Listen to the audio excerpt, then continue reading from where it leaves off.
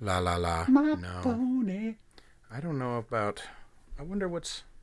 Oh, maybe my headphones aren't turned up at all? Maybe that's it. No. What? No, hang on. So you can hear yourself fine. I can hear myself, and I can hear yourself. Where the hell? And that calendar says December 2017. I'm not in a hurry. Oh! Here we go. There we go. Okay, beautiful. I can hear myself okay. Excellent. Can you hear yourself okay? Yes, sir. That's a great microphone. You sound great. Yeah, I know. See, the guy I was a co-host for had the better mic, and I was always like, I mean, I love him and everything, but, I'm like, why do your voice sound so nice and mine sound so muffled? Here, put the mic close to your face. No, you can, adjust it.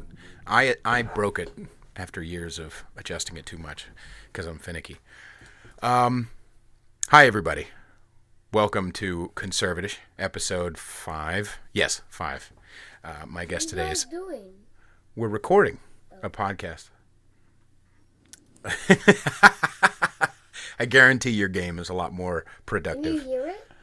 I can't hear your game, no. Why? Because you're wearing headphones.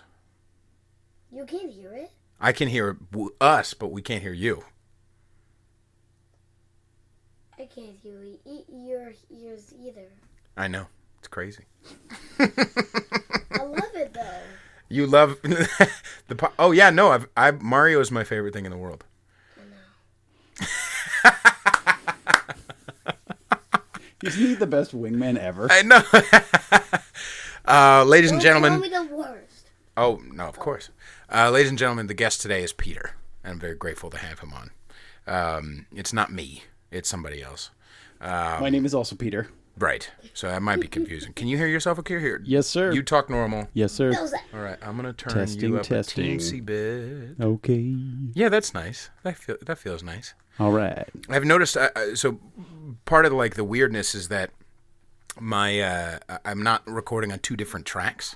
And so it's recording all at once. So I have to make sure that everybody's as loud or not too loud. I usually have a problem with the other person not being loud enough or me clapping like a seal and laughing into the microphone and busting people's eardrums. Mic awareness, not big in the layman community. No. I should leave that. Are you thing a layman? On my chin.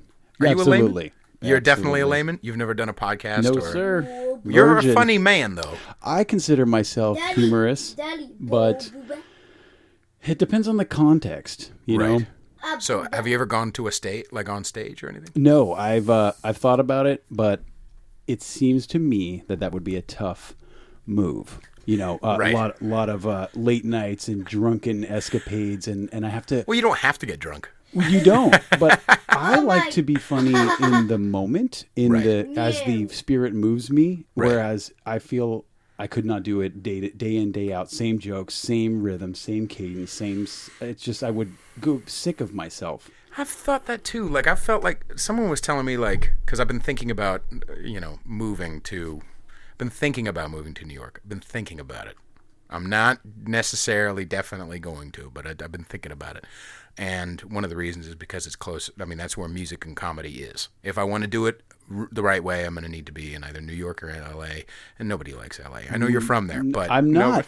My heart is from San Jose. It really is. I'm never more comfortable. I mean, graduated Cupertino High School in 1995. Nice. I went to Kennedy Junior High School. For a while. Anyway, go ahead. Sorry. We've lived in Sunnyvale and Santa Clara, and I love it there. And I've never felt at home in LA. LA, it's a different breed. There's cats and dogs between NorCal and SoCal. How long ago did you move down there? 2003. Okay, that's a long time ago. I know. You and I hung out after that. So it was only time that you visited?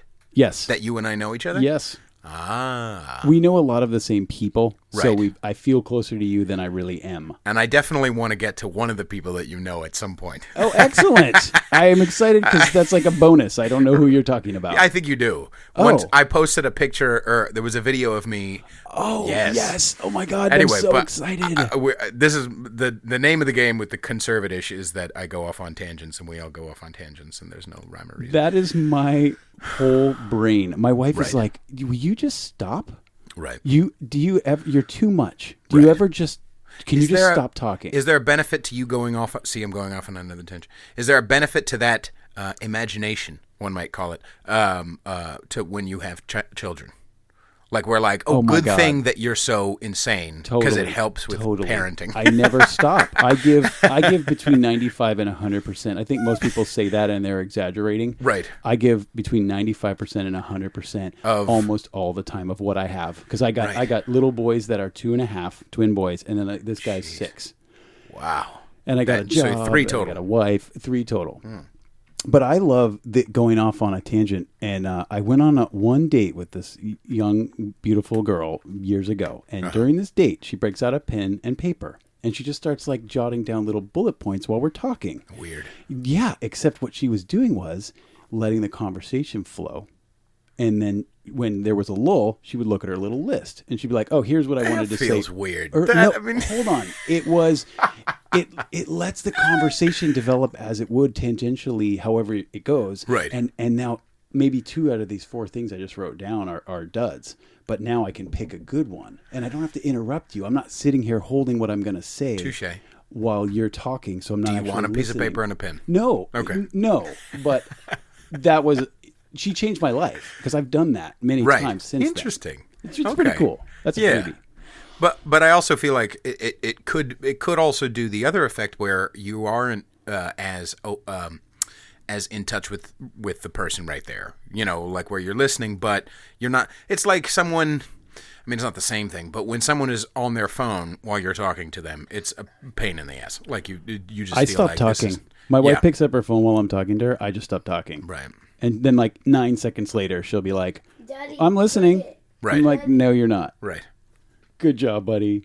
Go with the hands. Jesse's playing Super Mario Odyssey, which is quite addictive for his little 6-year-old brain. But I love the tangents. No, I love to just maybe we'll come back to some of the exciting stuff. Maybe we'll just go on a whole new trip. That's what I was thinking or why I brought up New York is because I've been told like, because music, I know that I feel like my feet, even though like my feet are more in music, my head is more in comedy, but I don't do stand up and I'm not a sketch writer and I blah blah blah blah blah. So, and I know a lot of stand up comedians and they have me on shows and stuff because some of my songs are funny and whatever. But at the same time, like it feels like I don't.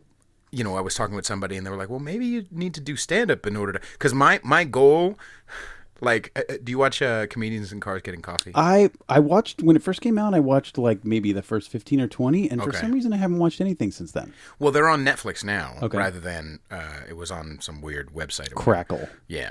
And so this latest season he just put out like a month ago had him with Alec Baldwin again and just hanging out. Like if I could just be one of those people, that's all I really want to do. Is I want to be Jerry or Alec.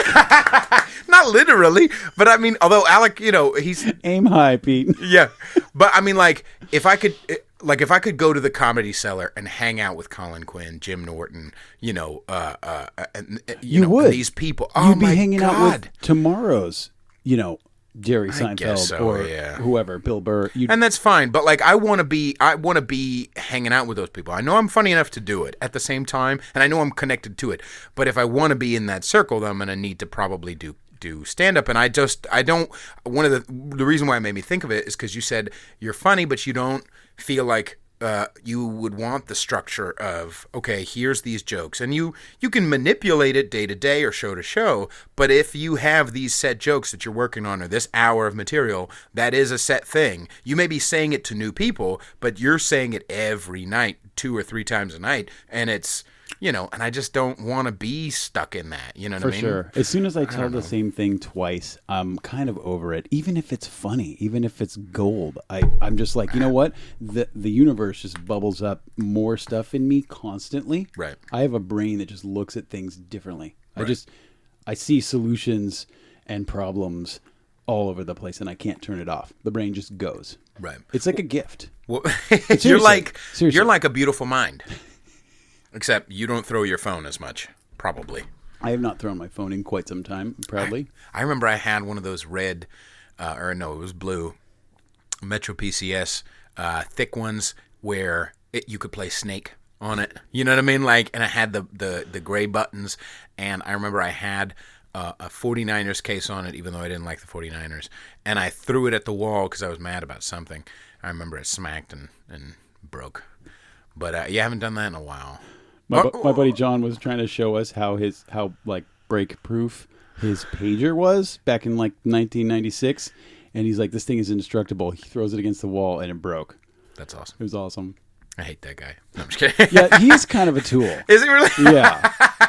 Well, good thing I already knew. We're only friends because we're both Steeler fans, but we talk like 3 times a year. That's my one thing I do. I don't do any professional sports or any college or anything. That's the Pittsburgh Steelers, and then I just be a dad. Why? Well, my dad grew up outside of Pittsburgh, and so that side of the whole family's still out there. Mm-hmm. And it's a tribal thing with my family. Like both my older brothers are into it, and we like watch, and we like man, like eating beef and like yell at the screen. Doesn't it feel good to do that? Sometimes, it just feels great.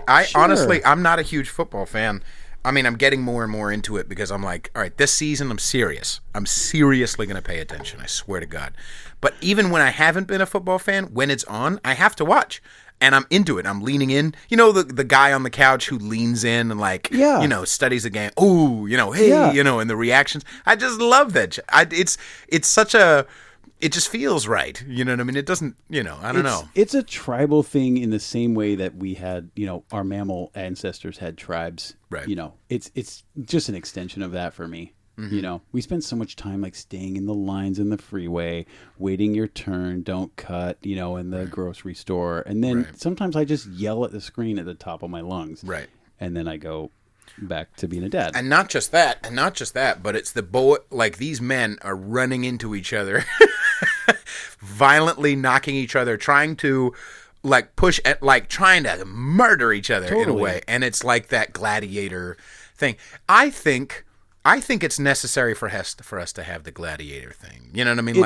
It's essentially what it is, because these men are at the top of their game in the world, and it doesn't care what race you are, what sexual orientation you are. Well, it kind of does, but that's changing. Yeah, doesn't it? But and you go out and you be the best, and we'll bring you in from Europe. You're a soccer player. Come to the United States and kick a football. Right. Boom. Here's your $5 million contract. Right. And it's just like, and these people. Because sometimes, like, and I've thought this too, like, oh, these guys, they're just dumb, or they're this, or they're that. My wife calls them jock straps. Yeah, but they don't need to be smart. Like, they condition their bodies, just like you and I would condition our incredibly humorous minds. These guys condition their bodies and beat them and work really hard and practice really hard, rough for years, for their whole lives. They have devoted their body. This is now this thing. I am aware I may not be able to walk past 50. I'm aware I may get smacked with a helmet in my spinal cord and not, there's a lot of risk involved. And these guys, they focus, you know what I mean? And it's the one thing I do. Like I said, I don't do any other professional sports or college sports or Olympics. I just, for some reason, this is the only thing that captures my attention. And you follow them every. I do. I'm pumped. The season starts really soon, and it's like it's just my little Sunday escape, because with 3 small kids, I'm just super busy with work and them, and constantly, something's always in motion at the house. Right. So you long back for your days of singleness, and then you think about how you add that all up, and it doesn't hold a candle to your kid running up to you and hugging you and kissing you, telling you that he loves you, and your kids want you to throw him in the air, throw him in the pool, take him to the beach. I mean, I live like 8 minutes from the beach, so it's pretty awesome. Right. That's one of the benefits of LA.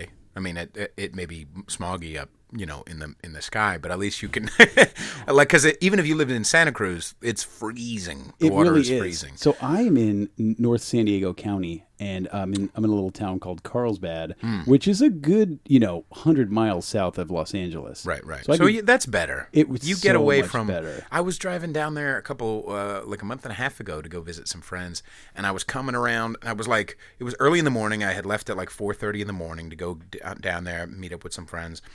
And I get to the bottom of the grapevine, and I'm like, I could do this. Maybe LA is the way to go, And I come up the grapevine, and I'm like, and once I get to the other side, it's just a hellscape.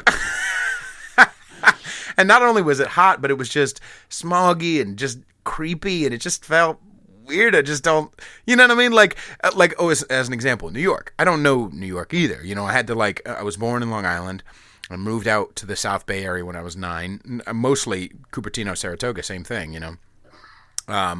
But I don't, you know, but like I don't. No part of me really wants to learn L.A. Like I want to learn New York. Okay, where's Brooklyn? Oh, that's where the Bronx are. You don't want to learn L.A. because with L.A. it's about where not to get off the freeway, where the In-N-Out burgers are.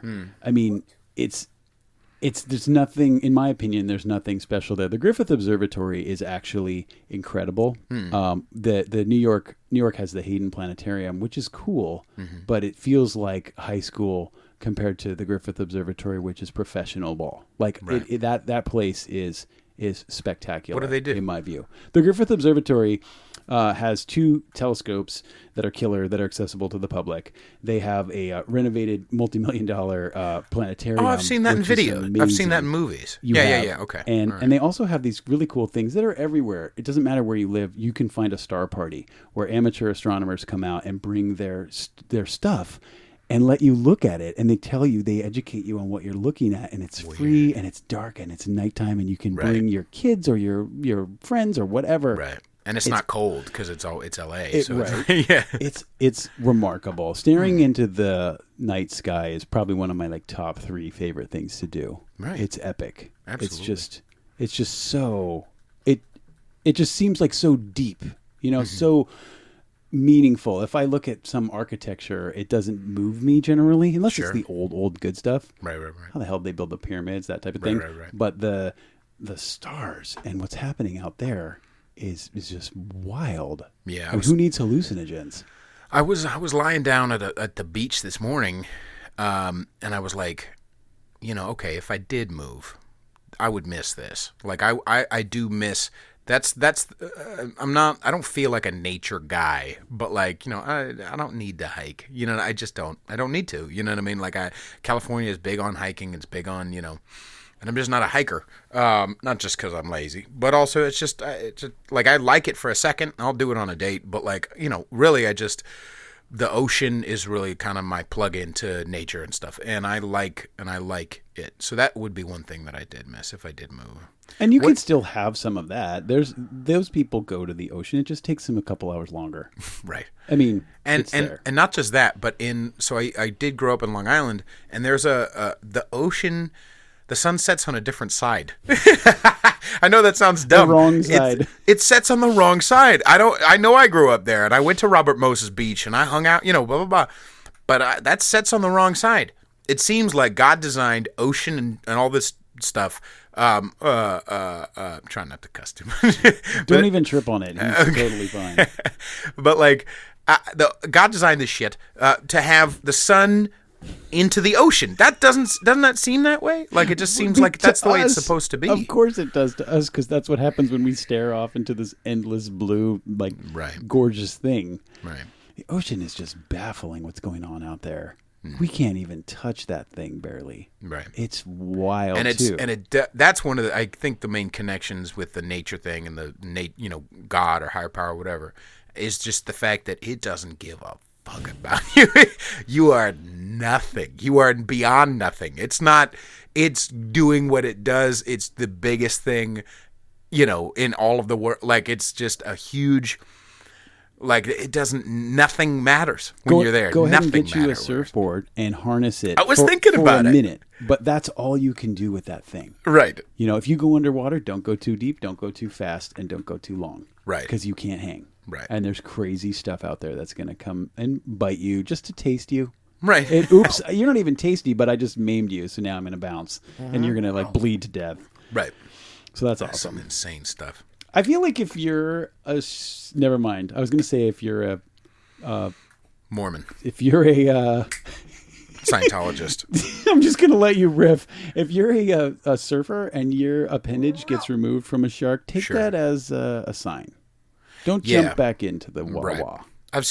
I've heard stories of people just jumping right back in, you know, because that's, you know, this is what I do, man. On the other hand, I was in a car accident in 1993 where people died in the other car, and Jeez. I still drive. I wasn't driving, and they were loaded and very loaded. So this is 93. So you weren't sober.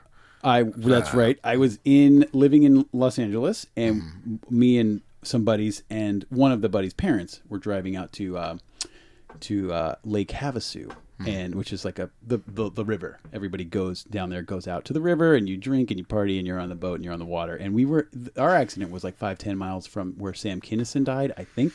Jeez. It's just gnarly out there, 70 mile an hour, like yellow line in the middle, just but I still drive. I still ride in cars. So, that little girl who got back on the surfboard, more power to her. Because she probably went and won some awards. I probably sound like an intolerant. How old were you when you got in that accident? 16, 17. Okay. All right. And the other people were loaded? Yes. There were two of the three people in the other car did not make it, and there were drug paraphernalia and alcohol, according to the EMTs that arrived. Right. In the other car, it was like no seatbelts, just loaded, just joyriding, and that'll leave a mark. Did you ever, or did anyone in your vehicle stay in touch with that person who survived? No, we didn't know anything about it. It was like the cars ended up like hundreds of feet away from each other because it was a high impact, 70 miles an hour or something. We didn't even see them. You see, they're like, it's like it was at night. It was, and it was just a freak out situation. Right. I'm like, because I'm the first one out of the car, right? Like I was the furthest from impact point, and all I had was bruises. Wow. Everybody else had like assorted crazy shit. Right. Stitches, staples, broken bones, heart contusion, all sorts of stuff, and I'm just like, oh my god. It was crazy. I went back there years later, like probably about 10 years ago. I went back there intentionally. Yeah, to like give it up and like turn it over to God, or like or like just have some like just look at the scene, and like the stop sign they ran was huge. It was one of those giant stop signs, and then I'm like looking at the dirt lot where we ended up, and it's just like whoa. For some reason I like to go back to spots of my past. Right. I mean, now we were talking about that. So what do you feel like? I mean, I guess, do you feel like you owe anything to that third person? Not owe anything like an amends or whatever, because they were all whatever, but high and stuff. But do you feel like you would like to talk to that person? That would be wild. I would be down. I mean, I wasn't driving. It was my buddy's dad who was driving, and he dealt with some grief. He dealt with some pain because even if they ran the stop sign, which they did, he was driving, and he feels some culpability there, and it was rough. And plus, what happened to his wife? She broke 7 bones, sitting in the passenger seat. It's just it's rough. But man, that's a good question. What about it? What about? Is it when you went back? Was it like, it's not like a morbid reflection type of thing? It's not like I wanna. No, it was more or less just like silence and sitting with it and like looking at it. For some reason, it was like, I don't want to say closure. I feel like that's way too cliche. Right. But there was depth for me. There was feelings. I wrote like some poem. I write like 9th grade level poetry. Oh my God, it's so terrible. Right. But it's mine. Yeah, of course. Do you share it with people or no? I shared it with Kelly, and she did not That's give your me wife? a second date. No, that was the girl years ago who I shared it with. I don't have. Was she the note girl? With the girl who took notes? No. Okay, different girl. Different girl. Okay. But you shared it with on the first date. Second date. You can't. Well, the first date we hit a home run. So I'm thinking, okay, so you're my girlfriend now, right? But no. Girls don't like when you throw it on so heavy. It took me like 35 years to realize understand that. Yeah. Well, maybe the poem wasn't a great idea either. It was about her. No, it wasn't. It was totally about her. No, dude. Look, I was 24. I was super sprung.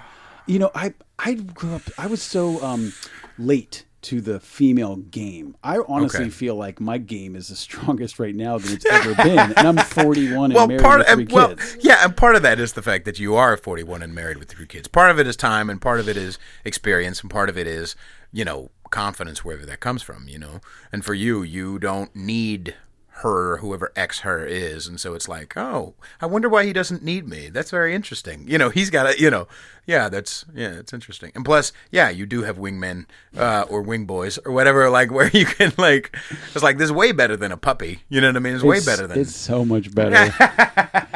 Have you ever had? Well, maybe you don't want to talk about it, but have you ever had girls hit on you, like regarding, having your child with you or your dog with you or whatever? I fancy that I have.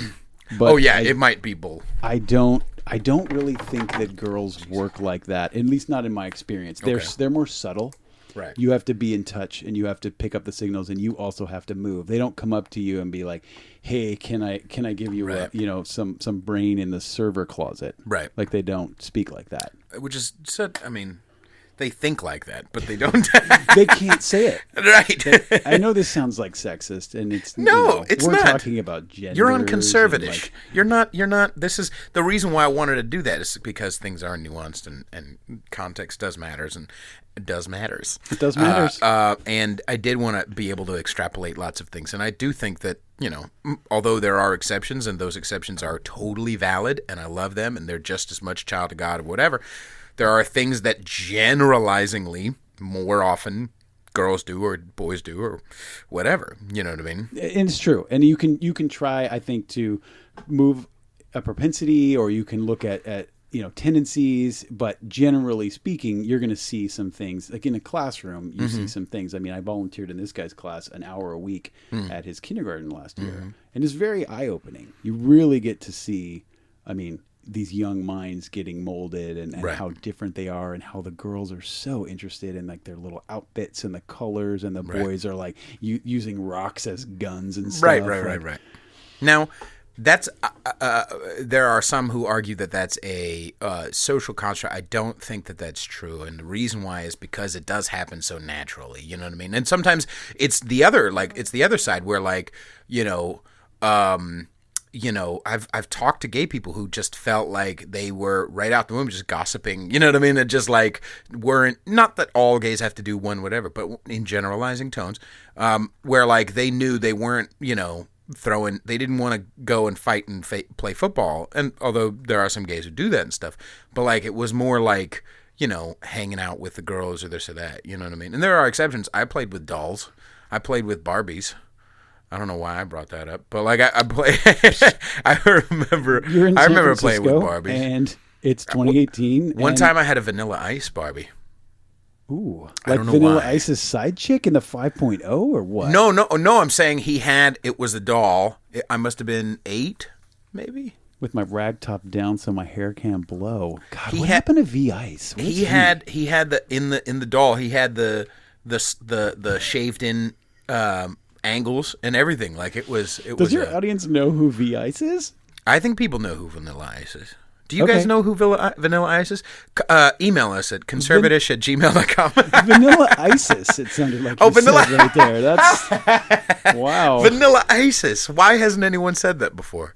I'm really grateful. My brain is really good at making up stuff like that. Right. Like I feel like I've done a poor example in the last 30 minutes wonderful. about coming up with those types of things. But my brain sees things and hears things differently, and I write them down. And I know there's like a life-changing idea in there, and it's not in here, it's in the world, and it bubbles up, and I'm just an antenna that's situated. It's so hard to do that though, because like, well, what creative endeavors do you have? I've heard that you did ninth grade poetry. What else?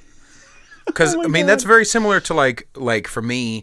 Sometimes I sit down and I toil over something, over a song or whatever, but there's been a lot of times where all of a sudden it's coming and I'm not ready for it. You know what I mean? Like there's a song on the album that I'm working on called "Mary Ate My Sandwich," and it's about this lady, and I know it's very funny. And he's awesome. Mary ate about my this. sandwich. Yeah, it's about this lady, this are you HR lady, laughing? who's complaining to her managers about Mary eating her sandwich, eating her food. It's very dramatic and it's very hushed tones and it's very there's a cello. Did Mary like move the note? Because if you leave a post-it note, that's the line. I think she's doing. I think, someone's or at least I post-it think the subject. I think the person who's singing the song or telling the story is actually thinks that Mary is doing it maliciously, or she's just throwing caution to the wind. She doesn't care about a note. Mary is just some sort of a rogue agent. You know what I mean? And she has to be stopped. I am not down with Mary. And that song came to me very quickly. I was in bed in the morning, and I was just like, I was laughing about something, or like I'm not even like awake. I'm just like, the tone came to me, the melody came to me. Oh, Mary, that'd be funny, And then I'm like, oh, and so I opened while I'm still on my stomach because I'm not supposed to, but I sleep on my stomach a lot of times. I put on my voice to text. And I went into my notes and recorded and like jotted down, ideas for lyrics, and it just came.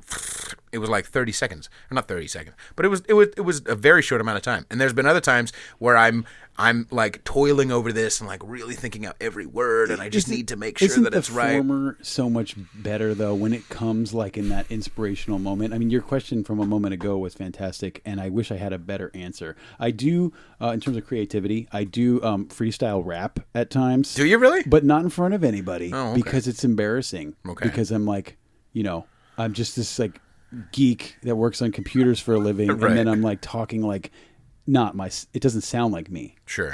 And I'm decent at that, and I don't do it much.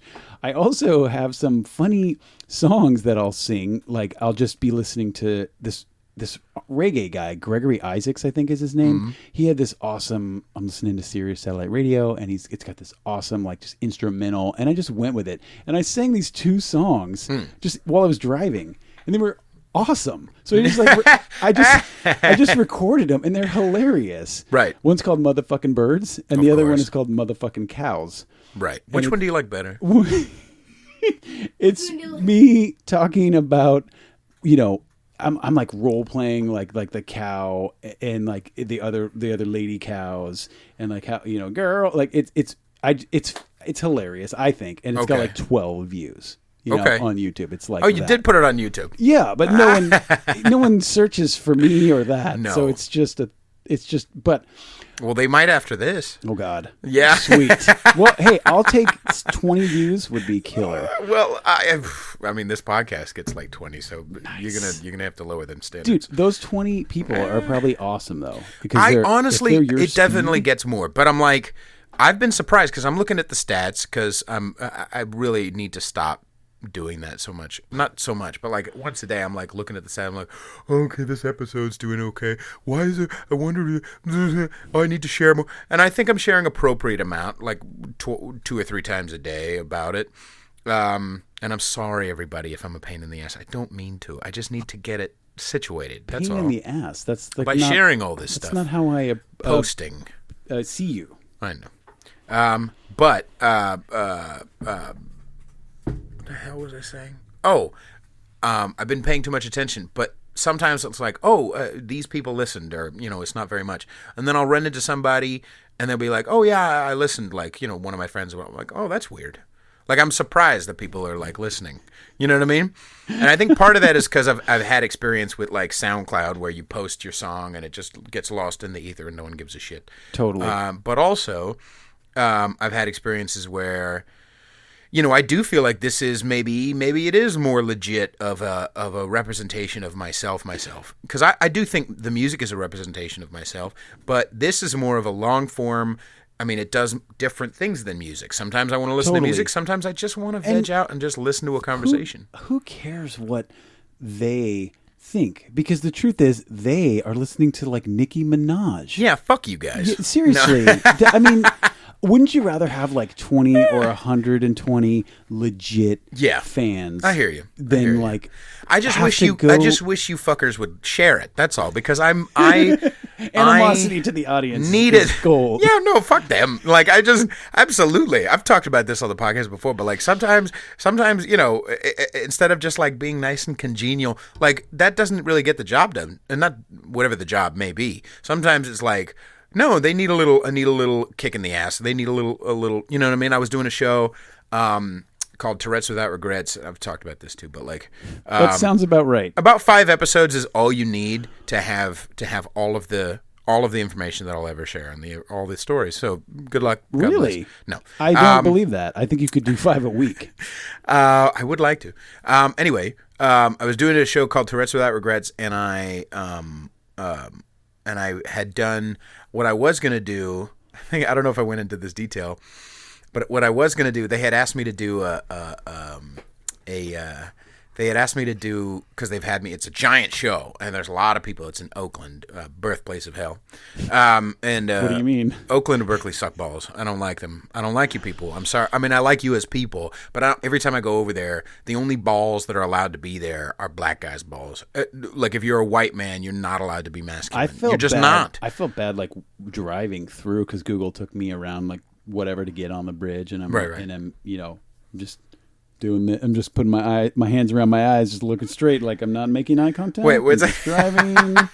Wait, because there were scary black men, or what was it? No, because it was dirty and homeless people that I don't want my kid making eye contact with. Because I think sometimes they give a kid the crazy eyes. Yeah, and you can mess him up for a couple hours, probably. Yeah, probably. I mean, shadowboxing the invisible swordsman, on the side of the. Yeah.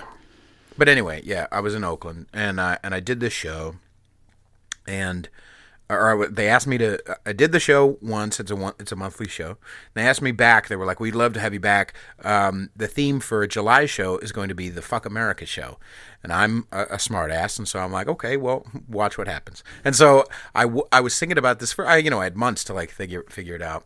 And what one of the things I did want to do is I was going to get up there because I'm not saying that everything it all has to be one way or another. But if you're saying fuck America, you do think that it is all one way, and whatever most of the group believes, I want to poke with a stick. You know what I mean? Like I'm rebellious. Would you have done the same thing back in like whether it's 1820 or 1940 Probably. Or 1970? So like in the 90s or in the 80s when it was Tipper Gore and the PMRC going after Prince and Frank Zappa and all these people for their bad lyrics, I would be on fucking Frank's side. I mean, anything he did, I would be on his side. But like, I would be on their side because I'm fighting for freedom of words and freedom of whatever. And the reality. Antagonist. Yeah, I'm an asshole. Yeah, I think I'm the same way. Contentious is the word. It's like if you say a thing, my brain's like kind of it's. I want to poke a hole in it. Yeah. And you could tell me one way or the other way, and my brain's still going to do that. Right. It's like there must be some biological basis for that behavior. Malcontent, maybe. No. I suppose. Or some sort of, species preservation aspect. I'm a huge fan of that aspect. That there's this like undercurrent that's running the show, and we're very rarely aware of it. We're on autopilot I agree with that. Amounts of time that we're not even consciously aware of. Right. And you could, that could be a thing. That could be a higher power, if you will. You know what I mean? Like just the idea that, okay, yes, I have free reign or free will. Like I have my own agent to do whatever I want, but at the same time, there are certain reasons why I do the things that I do. You know what I mean? There are certain reasons why, as far as men and women stuff, like there are certain reasons why a woman is more subtle and is, because she does need to read you to see if you're a valid mate. You know what I mean? Where with guys, we're just sticking it everywhere and then figure it out later. Generally, right? I read this incredible book on masculinity and femininity. So I generally refer to the energies of masculinity and femininity in nature and in ourselves, as opposed to male, female. It's not so much about genitalia as it is about, the biological sort of wiring. Right. And so I tend to be a little more feminine, and my wife tends to be a little more masculine than your average in each sex. Sure. But in the team, does a solid. It's a solid blend. And there seems to be a need for both. Totally. You know what I mean? 100%. And that's kind of with the swinging back and forth and you know, of the pendulum. And as far as that pendulum going as far left wise, you know, liberal wise to say we're going to do a whole show called Fuck America, which means obviously, you know, it's punchy, it gets people to come and blah blah blah. You can't make a whole show, the title of a show, a paragraph long regarding, you know, so you can explain both sides. Right. But if you're letting the pendulum go that far, I'm gonna come and I'm gonna say some shit. And so my plan that's what America does and promotes is for you to come and do that. Yes, which is a good thing, which you can't do in other countries. Dumbasses. Anyway, ungrateful fucks. But anyway, so I wanted to go to the show, and one of the things, you know, I'm gonna write a new song. This was my thought. I was performing at this variety show, Tourette's with Evergaze. I'm gonna do this song, and so I was writing this new song, and I would like get a couple paragraphs in, and I'm like, oh, this is not good. Like I couldn't just make it tactful. I couldn't make it where I was saying something that was putting people on their heels and get them along with me. You know, one of the things I wanted to do was, hi, everybody, you know, and they see me again. Oh, they like me because I did that, you know, hey, ya, or whatever, or I'm saying bump and grind or whatever. You say the wrong thing, you lose them.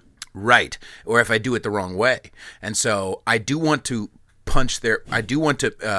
hit their buttons, but I want to do it with them in the boat. And so one of the things I was planning on doing was going up there, hey, everybody, can we all count to 4? 1, 2, and I know I'm good enough to get everybody in the room counting, you know, and in the boat You're with a high energy dude. Right.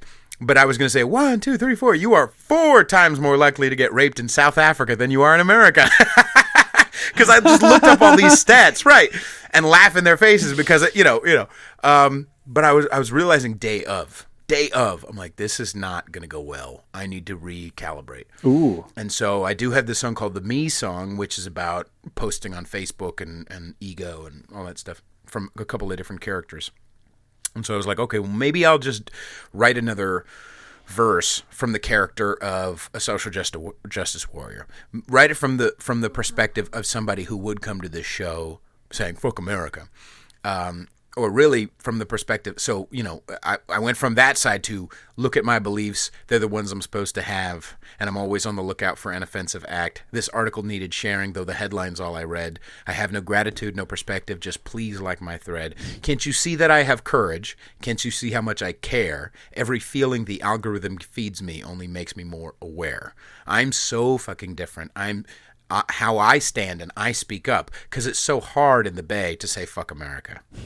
And that's the verse, and I love it. That's really good. I want to unpack that later, please, like offline. I'm in San Jose the other day, Friday night. We're walking to the ice cream social with the kiddos. Okay. And I passed by the sign, and it's out in front of somebody's house. It says, "We stand with American Muslims." Okay. First off, I've never seen a sign like that. Sure. And I didn't know that was like a problem right now. I feel like that's I feel like that's 12 years too late. But regardless, how about standing with Americans? I mean that. Like I'm down with American Jews and American Muslims and American atheists and Americans. When I grew up in the late 70s, early 80s, and my dad was in the military until my mom got pregnant. They changed up some things. But he raised me and my two brothers with respect for America. Sure. With what American values are. We said the Pledge of Allegiance in school. We said one nation under God, as if that means anything then versus now. Right. But I loved America and I respected America, and we knew that America was great, if you will. Right. I'm wondering if kids today see it for what it is, which is not perfect, but pretty awesome, all things considered. All things considered. All things considered. So work on changing the things you want to change. But is that seriously the problem you're going to work on, is how the American Muslims are treated in San Jose? No. How many mosques have burned in San Jose? Refresh my memory. None. I don't think. That's what I thought. I was checking Google. Not just that, but I'm sorry. Like, these motherfuckers, I was talking about this too, but like, these people in the Bay Area, and I'm sure in LA and New York as well, like, the middle of the country is not lynching people. Like, the middle of the country is actually kind of okay. Especially, I mean, literally, what are we mostly doing? Going to Golden Corral, eating a shit ton of food that, you know, like, we go to work, hometown buffet. We go to fucking Red Lobster, whatever the hell, and we go home. And our server may be black, white, Chinese, Muslim, Jewish. Doesn't really fucking matter. We treat and not just that, but on a real basis. If you want to get really real, these motherfuckers in between the flyover states are nicer and less rude than people they have in the cities. They have manners. They're so sweet. Yesterday, I'm in the East Bay. I'm in Pleasant Hill, and I'm meeting my buddy at this hotel. And this woman comes up to me. She's like Asian woman in her 60s, and she comes up to me, and she doesn't have perfect English. It's a little broken. Sure. And she sees my Steelers shirt, and she starts talking Steelers with me. She's like, "You think they're going to win this year? What about blah, blah, blah?" And we start chopping it up. And she can't even speak fully, properly English. I don't mean that in a pejorative way. You hate all Asians. Describing, I love Asians. I'm describing who this woman was. Sure. And yet she's like a female, 65, diehard Steeler fan. She went outside and showed me her stickers on her car. That's awesome. She saw my stickers on my car. It was like... who cares where you come from? Right. Well, I don't want to say I don't see color. I think that's totally cliche and bullshit. Sure. But what the hell does it matter? Right. Why does it matter? It's melanin. And Who not cares? just that. You had a wonderful exchange on a thing that you both believe, and the thing you're both enthusiastic about is the Steelers. Why did you need to also incorporate into the story of your conversation the fact that she was a marginalized human? I hate this shit. It's bothering the hell out of me, is that every story, what stories are we telling? Are we telling enough of this person's story, this marginalized story? Like, wait a second. I want to go to the movie and see the superhero movie. Some people, I don't know if it's that many to tell you the truth, but some people were kvetching about Black Panther not having any gay stories. It's like, wait a second, we're just telling the story. It's a superhero thing. Tell a gay story in another movie if you want. Oops, I'm so sorry, that's all right. sir. That's all right. Oh, we missed the computer. Yay! What you can't see here, ladies and gentlemen, is we have. I like that you spilled the water, not your son. I love that. No. Uh-oh, Jesse, back up a little bit. Here, I got you. Where is there a napkin? Here. I actually live. There we go. Please stand by. We have technical difficulties.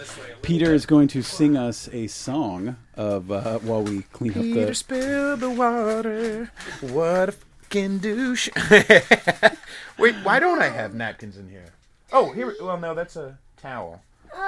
Jesse, I'm really still sorry. leaking? No, it's not still leaking. We'll get you some dry clothes. Hang on. You say some nice, entertaining things, because I'm not going to cut any of this. Okay. You're not going to cut this out? That's awesome. Okay, let's keep it real. I'm the best podcaster in the business. I told you, you have to share it. So that's what I'm saying. Because I'm the best podcaster in the business. I'm going to go get some napkins. Before Pete left to go get napkins, I had a list of things to talk about. Without Pete here, I have no one to mirror me. We were talking about looking at the someone's skin, someone's sexual orientation, someone's job, where someone lives. Why do we have to talk about that at all? Why did I even have to bring it up in the story? Even when I referred that to Pete a moment ago, I mentioned that she was 65 and she was Asian and she didn't speak fully proper English. But why was that even relevant in the story? Because you hate all Asians. I don't, but I would love to not see color. If they saw the way you just spilled this water, then they probably would hate you. Man, I gesticulate very much. I move my hands and body around when I talk. I'm like Will Ferrell in that movie Talladega Nights, where he's just like, I don't know what to do with my hands. I'm very sorry about that. I'm really glad it didn't get on your computer. No. Actually, the first episode of Conservatish, Sheldon spilled water as well. Oh. So I guess who's the common denominator here? I need to be more aware of who's got liquids near their hands. I am a computer guy by trade, and I chastise my users regularly for drinking and eating around their computers. Right. And then that happens. Well, just put the cap on it. Yes, sir. Gosh darn it. Okay. Could have been worse. So you were saying... Oh. Yeah, what were you saying? Why? It was a good point, though. Why did I even bring up the fact that she... No, it does absolutely. It is valid. It is absolutely valid. It's valid because we need to know the context. We need to know why you're telling the story. Yes. If she wasn't Asian, it wouldn't make any difference. No one cares about, I saw a Steelers fan on the street. Right. wow. It was opening. It mattered in the context because we were It was talking eye-opening about it. for me. I've never experienced something like that, and it was really cool. And it's Right. just it's nice to actually have that experience. Right. That was. There's a guy, I don't like him a whole lot anymore, but he was kind of the gateway about a year and a half ago. You ever heard of Milo Yiannopoulos? Yes. So I don't like him really all that much anymore, but I think he serves a purpose. And he definitely was kind of a gateway for me where I was already flirting with the idea of not thinking. I mean, I did vote for Bernie, and then I did begrudgingly vote for Hillary, but then I was like thinking like, do I really? Am I really like? I don't think I am liberal. Like I don't know, or I think I'm liberal on some things, but not on others. Like Chris Rock says. Totally. And then I was like, and then Milo. Everybody was sharing that he's Satan and he's the devil and he's a Nazi and he's Hitler and he's this, and I'm like, because I'm a contrarian, I'm like, wait a second, let me actually find out. And so I started watching videos, and one of the things that he talked about, which I do agree with and I do enjoy. Even though it is Satan, is that he talked about literally going to these towns, you know, because he's a very flamboyant gay guy and very anti, and honestly, I think too much. I think he, you know, I mean, that's part of the reason why I feel like he's kind of died down is because he does not care as much about tact and about, you know, anyway, but one of the things he talks about is how he would go on these speaking engagements in all kinds of towns, and he's a conservative speaker, and these people in the South would say like the worst thing that they could say, like, I mean, because he's a conservative speaker, he would go into these, you know, a 7-Eleven or something, dressed in a wedding gown, buying you know, candy bars or something. And these guys wouldn't say, "Oh, you fucking faggot," blah, blah, blah, blah, blah. They wouldn't. They would say, "Hey, listen, I disagree. I appreciate what you're doing." You know what I mean? It's so important that you're on the front lines of the conservative. I don't agree with your lifestyle, but, you know, I'm more power to you, and thank you for speaking up. And that's the worst. In all these southern towns. And in and in LA and in the Bay Area especially, and in New York, I'm sure. Get rocks everyone thrown at 'em thinks and stuff.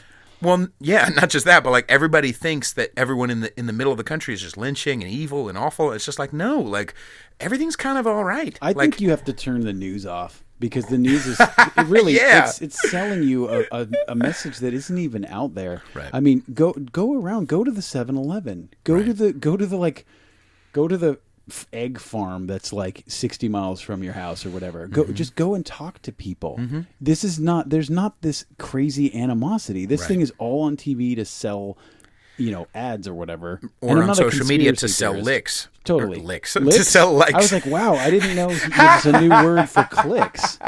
He's selling licks. Whoa. Click likes. Nobody pays for my licks, Peter. Lyrics. That's what I mean. Have you ever? So one of the things that I shared, I was at a show, John Mao's show, and I was bouncing my head because I love John Maus. And for anybody who likes music, go look up John Maus. It's Maus. And he's my favorite boy, and I love him with all my heart. Wow. Even though I have two boys in the studio right now. I just love that. John is the fucking... I mean, he's not probably like my favorite, but I literally spent 6 months last year where I don't think I listened to anything else. I just buried and dunked my head in this guy because he just... there's so much give a fuck in his music, and even though a lot of it is very simple and a lot of it is very, you know, he's using, you know, Casio keyboard type of intentionally, rest assured. Right, but like he's so good, and I don't know, I don't even remember how I heard of him, but I did, and I just soaked it up, and I love him. That was an excellent segue, by the way. When I said lyric, you said lick. I think I was thinking of it, and I don't know I don't know if I had finished the I think I had, and so in my head I was like, you know, since I'm such a professional podcaster, I was like, okay, well I think that subject's wrapped up, and I don't want to take your guys' time too much. So I was like, well, fuck it, let's talk about Johnny. Dude, I love it. I'm so down, and I have a little bit more time if you do, but it's all good. John Maus is. I met John Maus. It must have been around. Oh man, 2004, 2005. We met through a mutual friend, and I didn't know he made music. And were you in LA at the time? Yes, or were you? Okay. Yes, I was in LA, and man, the guy is the most passionate person that I've ever met. I mean, the dude is because we spent some good time together. You know, his definition of friendship was, have they been to your house one-on-one? Because in LA you have a lot of acquaintances. Sure. But if you've been to their house and they've been to your house, then you're a friend. And we had that. That's so fucking crazy. Hours and hours. I mean, we would go drive out. We would just go driving sometimes. Like the hills would be on fire in LA, and we would drive to the fire and stare at it and talk to each other. Drive up to the hills and stare at the stars and just drink coffee and talk crazy for hours into the night. But did you and even at that point you didn't know he was a musician? No, by then I did. But what I'm saying is, in LA, there's the chance that you're going to be starstruck or somebody's going to have ulterior motives or something. But I didn't have any idea, nor did I really care. Right. His music initially wasn't like, you know, my bag. Right. But after I got to know him, I'm like, I want to check this out, and it turned out to be awesome. Right. I hit him at a really good time, I think, for his musical sort of evolution, you know, because he was like, he had already broken up with the girl that inspired his first couple albums. Oh wow! And there's like stories there that I vaguely recall. You know, I mean, I don't want you to talk out of turn or anything. No, I mean, I do. But I was like, I'm not sharing anything that weird. Okay, that would hurt him or her or anything. This is. I would share the same thing if he was sitting right here. Right.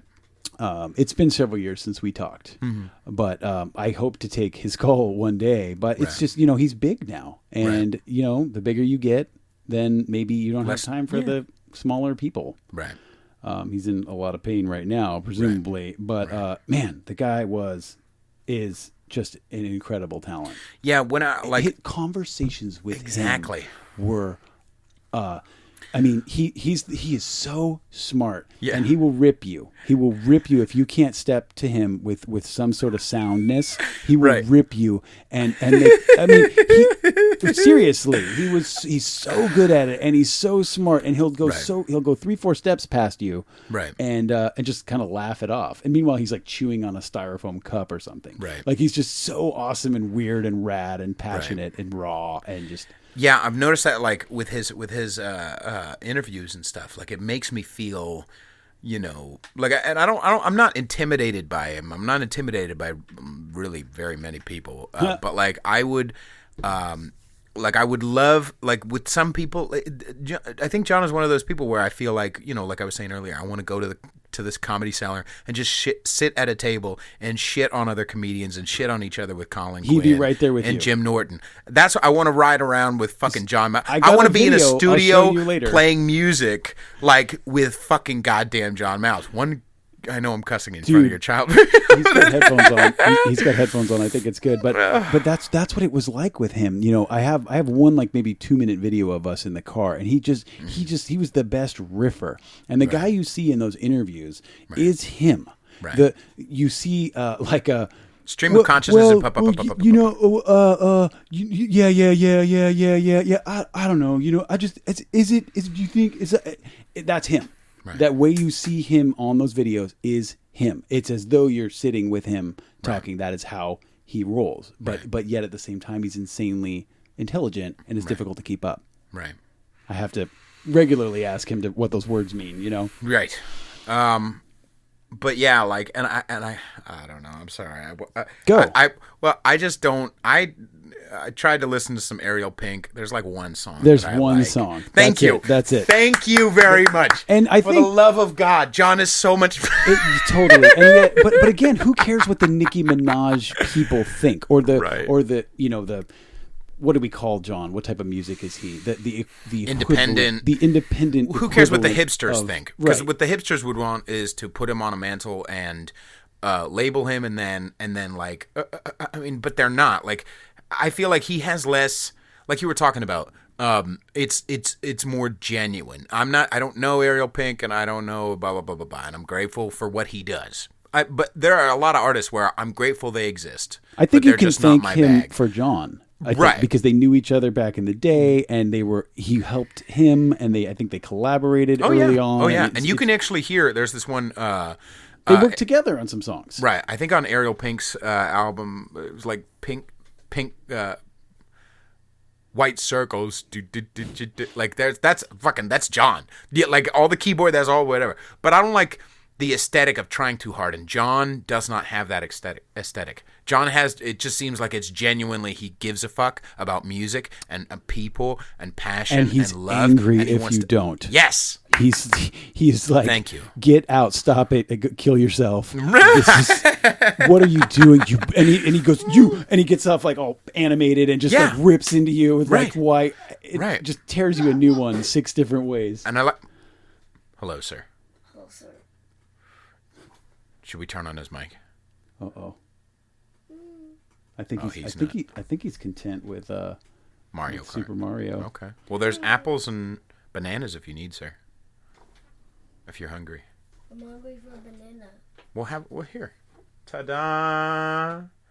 Normally that's $20, but for you, I'll make an exception. It takes me back to the good old days of like hanging out with that dude and the people we were hanging out with at that time, you know, going out to different food restaurants down in LA that are open, like in Hollywood, open till 4 a.m. or whatever, like Fred 62, Cafe 101, I can't think of them right now because it's been some years since I was there. Sure. But that was such a great time. That was so much fun. I mean, man, I miss those days. I always kind of like I said before, I kind of like long for the days of when it was different or awesome or just back then. Right. And then I go try to get that again, and it's never the same.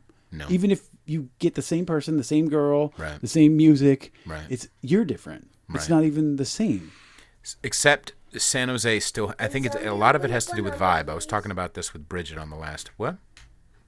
Oh, I was talking about this with my last guest, Bridget, my friend, who lives in the Santa Teresa area, the Blossom Hill, Cottle, Snell area of San Jose. Like that vibe, the vibe in there is just wonderful. I love it, and I don't know why. I just, a windy day a windy sunny day in southern San Jose is just that's the shit. You know what I mean? I put my hoodie on. Right. Sometimes It's just a nice, San Jose's the shit, you know what I mean? So I think I always have that vibe with that. But like people up here think San Jose is shit. They don't go down to in San Francisco. Yeah. They don't. Yeah. But I think apparently the same thing is with New York too, where like a lot of New Yorkers just don't leave. They don't leave Manhattan, you know what I mean? They might go to the Bronx or go to Brooklyn. If you could stay there and live there and work there, right? Why would you? Yeah. You should check it out. I mean, especially if you don't have a wife or kids, or if you have those and they're transportable. Right. You were talking about Alec Baldwin earlier. I was listening to his podcast, which is fantastic. It's called Here's the Thing. It comes out like once or twice a month. Right. But because he doesn't have to do anything more than that because he's Alec Baldwin. Yeah. But his wife really wants to move out to L.A. Because of the weather. It's everywhere you go. Where are you going to take the kids to Target? When you live in New York, you don't have. You have Central Park, but you don't have parks. You don't have outside. Right. You don't have the beach. You don't everything. You need like mittens and hoodie and jackets and galoshes. And she's tired of it. Right. And so they might move back out west. He better not, dude. He better fucking not. Why? And he's not, because he's an LA guy. He's a Long Island guy. You know what I mean? Like right now he's a dad, and that was his bad at like 50 or whatever. Like, hey, let's have more babies. I hope I'm done. I'm 41 with 3 kids. I'm hoping that's it. Right. Well, I mean, it depends on the woman, I guess, right? I mean, because you can shoot it off on any day. She's way young, you know. Right. Good on you. Good for you, sir. No, not mine. Not my wife. I Alex's see. wife. Oh, yes. My wife is actually a little older than me. Oh, okay. And it's not proper, I guess, to say a woman's age, but she is a little older than me, and it's kind of cool. Yeah. Because she pushes me. Right. She pushes me. My buddy said, I've never seen you more outside of your comfort zone. Nice. And she pushes me to be a better man, to be a better husband, to be a better dad. She pushes me to make more money and to provide more for the family. Sure. She right or wrong, right. You know, because I want to keep this family intact. I want to keep the relationship growing. Right. So, you know, without her, I'd probably be still living in that cockroach-infested shithole in Burbank, California, driving a BMW with a $530 payment, and my rent is $800. Right. Because that's what you do in LA. You get a car payment that's almost the same as your home, so you can appear different. Thankfully, the BMW phase only lasted like a year, two years. I just under don't. 2 years. I don't know why. Because like the other reason I'm thinking of New York is that it's commensurate monetarily with here. You know what I mean? Like I could find a room for about the same amount that I need a room for. On the 5th floor with no elevator. Yeah. Okay. But like I'm also near. Don't get a fridge. I'm also near Colin Quinn. If I could be near Colin Quinn, if I could be near Jim Norton, if I could be near these motherfuckers, that's all I want. 2018 though, Colin Quinn 2018. You Yeah, want Colin Quinn? I listen to him now. 2032, because those guys are doing the circuit, and if you'll see them at the clubs, you'll see, you know, because you hear like these guys talking about what it was like back then. And they mentioned these big names all in the same room back then, but they weren't anybody back then. No, but I mean they're doing it now. Yeah, they're doing it now. Could you see yourself doing it like regularly? But that's the thing. Stand up, maybe. I'm good with the crowd. I mean, I'm good with the crowd, and I'm funny. Adam Carolla does the live podcast thing, and I listened to him like religiously for years, and I kind of just fell off like about. 6 to 9 months ago, I just fell off, and honestly, I'm a little happier since because he's a very very agitated. He's like for sure. If he's a 10, I'm like a 7. You know what I mean? Like I agree with almost everything he says, but I'm not as passionate about it. I do like the left turn, the illegal left turn thing he talks about. What? That's awesome. Well, down in LA, they've slowly been replacing the lights at the intersections to where you have to stop to make a left turn. So you can't make a left until the arrow is green. Okay. So what used to be a free left, the light was green for the straight line, you get to make a left. You just got to wait. Now you got to wait, but you got to wait multiple cycles, and people don't know the rule to inch out. So the line queues up. So he just goes in front of the line from the other lane and makes a left in front of everybody. I like that. Occasionally I do that because I think if it was legit 6 months ago, and you just change the light, what's so different? Like, why is this intersection suddenly so different? So he's got some good ideas. I like on that negativity tip. Like, I genuinely. That's why I can't handle like. Noam Chomsky. Who's a good example of that? Lewis Black. Maybe Lewis. I love Joe Rogan's attitude, though. Yeah, that's a better. In fact. Although again, no one do I 100% agree on everything. Of course, but he's not pretty even close. Myself. No, I was a vegetarian for 13 years. Like I have to give people. That was until 2010. Okay. I have to give people the right to be wrong because if I argued with myself now, if 2018 Pete argued with 2008 Pete, we would get in a heated discussion and we would never talk to each other again. No. So how am I going to agree with other people? Right. Let alone, you got to give people the freedom to evolve in their life. Yeah, in fact, one of the songs on this album, I realized, like, I love the song, but I have to change up some of the lyrics because they just don't mean. You're going to offend people? No, because I don't believe it anymore. Oh, check you out. It's kind of like a, it's a ninth grade poem. And imagine if you had to do that poem every night. Right. Like, imagine if I had to install Windows 95 every day. Right. It's 2018. I'm over it. I'll be able to rewrite it before the album comes out and re-sing it. The singing is not the problem. But like I have to adjust some of the lyrics because I'm like, this feels like an angsty because I did write it 5 years ago, 6 years ago. I love it. I love that you're rewriting it. I remember John Mouse was struggling to write some albums back in the time when I knew him, maybe like, I don't know, 07, 08. He's struggling. He's having writer's block, for lack of a better word. The inspiration for those first couple albums came from that extraordinary heartbreak, extraordinary relationship that was just, the astronaut supermodel. That was what he would look for. That's what he would say. The astronaut supermodel. He had it, and then, he talked of love and of pain that I really can't even identify with, it caused so much. You can hear it, you can feel it in the music. Right. It's just wow. So for you to go and look and rewrite, that's really a commendable, I think, act that you don't just pushing it out like, oh, I'm done. I'll write another one. Like, you're a true artist. He was the same damn way. He would not let us listen to stuff until it was done. He had to get it right, and I think he did. But as far as the disagreeing with each other thing or with your old person, like there's so many times where I guess you maybe because you don't have but like I'll listen to stuff and I'm like, ugh, what a douche I was, like what a fucking idiot from stuff I did weeks ago. You know what I mean? Where I'm just like, okay, whatever. Wow. You know what I mean? Which is important to do that self-editing when you're a creative person. But like, I do definitely believe that's where I think that's where the give a fuck comes in. I think is that people who are just, this is everything I do is good. Maybe I'll write 15 songs, put 10 on an album, and everything I do is so good that filler's okay. I don't want any. And I know this is my album, and it's my first one, and I don't, I'll probably say something completely different once it's all done, or when I'm on the second or third or whatever. Dude, get it right. But like, do it right. I want to do it right now. Do it. Right. Do it. And that's why I did the GoFundMe campaign for the album. That's why I did, because it's like, okay, if I'm gonna do it legit, and I actually want to be a big boy, one of the things that helps me sometimes is like, I imagine I'm playing the song in front of, Frank Zappa. I imagine I'm playing the song in front of Prince. I imagine I'm playing the song in front of stupid ass Mike Patton or whatever. Like, I imagine that okay, this is on the line right now. I feel like you could totally nail that, though, by the way. And I feel like you've got great presence. You've got great, voice and talent. And I'm not kissing your ass. No, I know. I have no incentive to do that at all. No. I did get you. I'll take that fucking banana away. No problem. Try me. Oh, I bet you will. Right. See, was that too much? Did I go over the line there with my ethnic? No, it's better to do a 65-year-old Asian lady.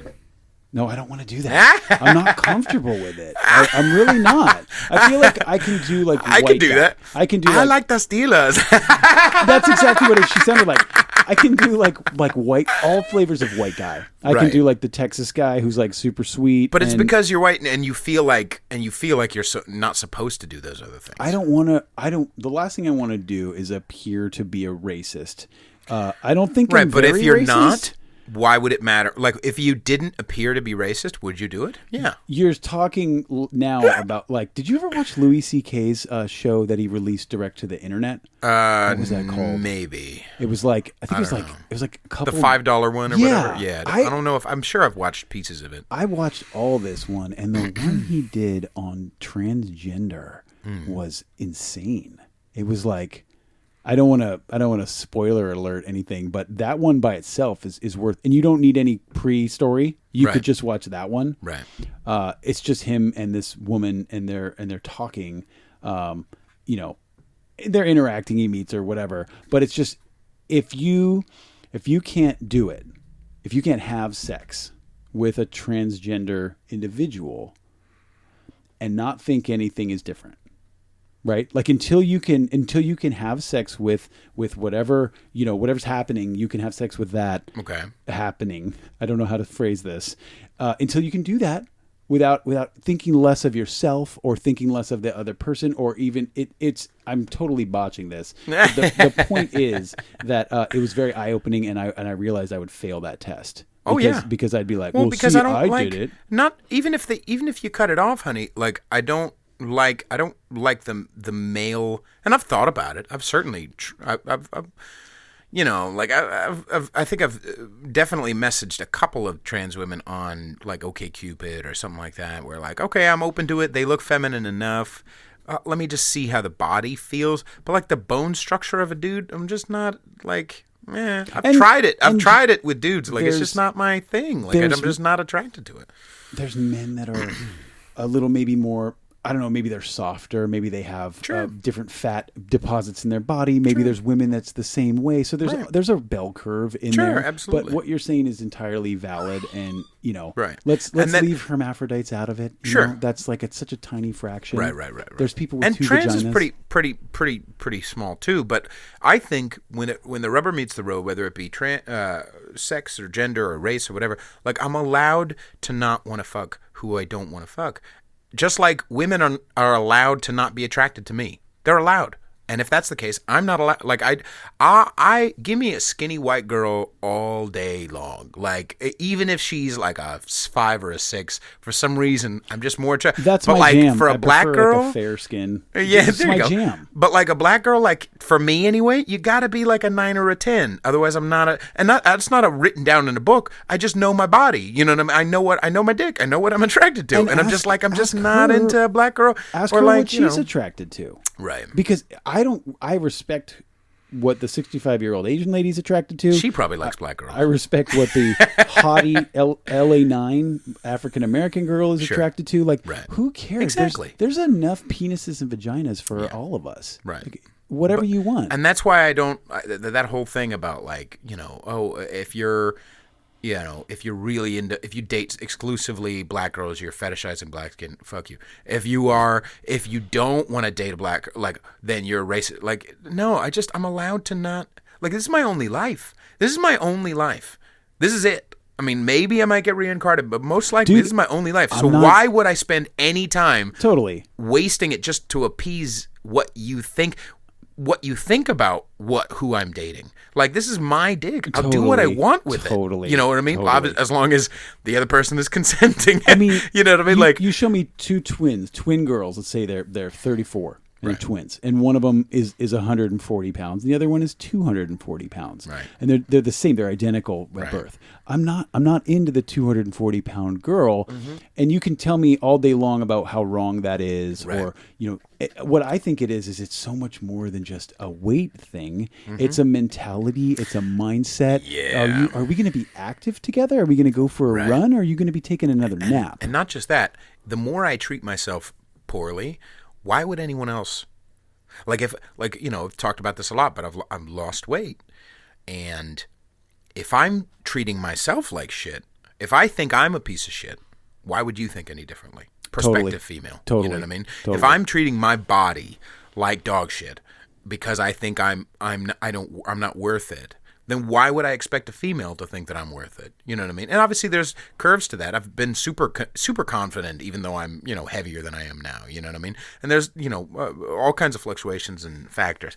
But, you know what I mean? Like, I think it's that same thing of like some stuff is just I'm out of the box and I want what I want and I like what I like and I don't like what I don't like, and it's okay. That. Like I lost a relationship that's really close to me, a family relationship, because I was like yelling at the person. I was like, get the fuck out of my bedroom. And I don't mean my bedroom, because I'm a mostly heterosexual male. Right. I think I'm like 93% straight. Sure. My wife's like, I didn't sign off on that. So that's you don't joke. Play around. You don't bring a dude at home every once in a while. I've never. The closest I got was a finger cuff situation back in high school. Oh, okay. My buddy's ex-girlfriend was like, "Hey, come over," and I pulled a train, as they say. Yes, and that was the closest I got. But I've never had an urge to like, really like blow a dude or like give a dude a back rub. Right, Sam Jackson. Right. Would you give a guy a foot massage?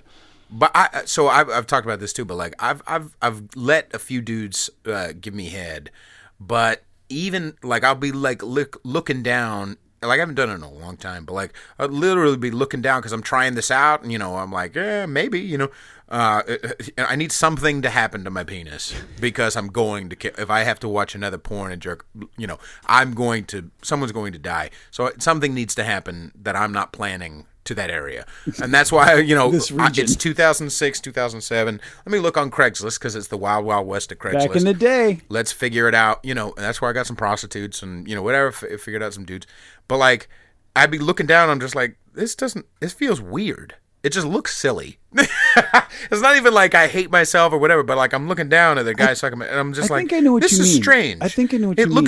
It looks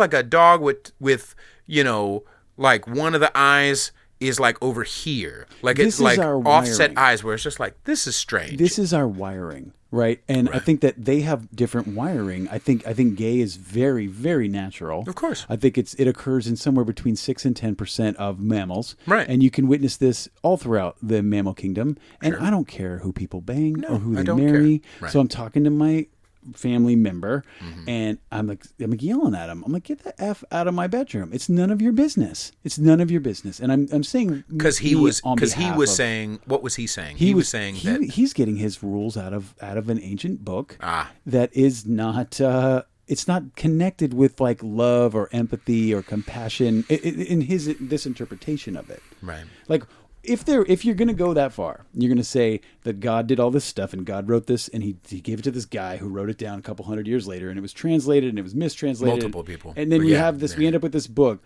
But then he makes like bonobos like the most like sex crazed mammal that there is.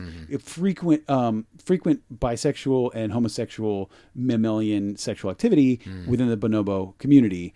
Why would he do that? Right. Oh, because we didn't evolve from those mammals. We just God just put us here like as is. Like that's just such a diss on God's like game.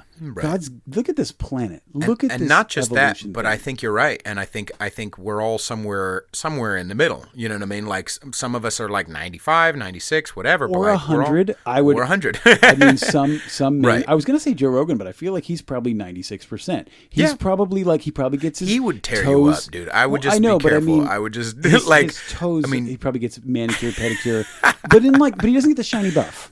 Right. He gets the trims because that feels great.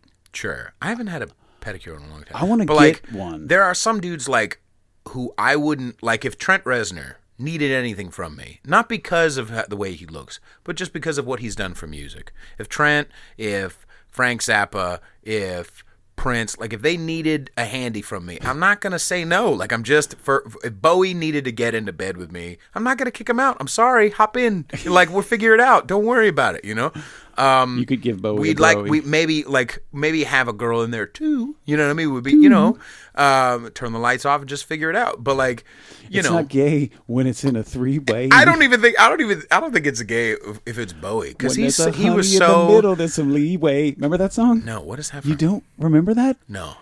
Lady Gaga shows up to SNL and does one of those digital shorts with the Lonely Island guys. I like those guys who are hilarious. Right.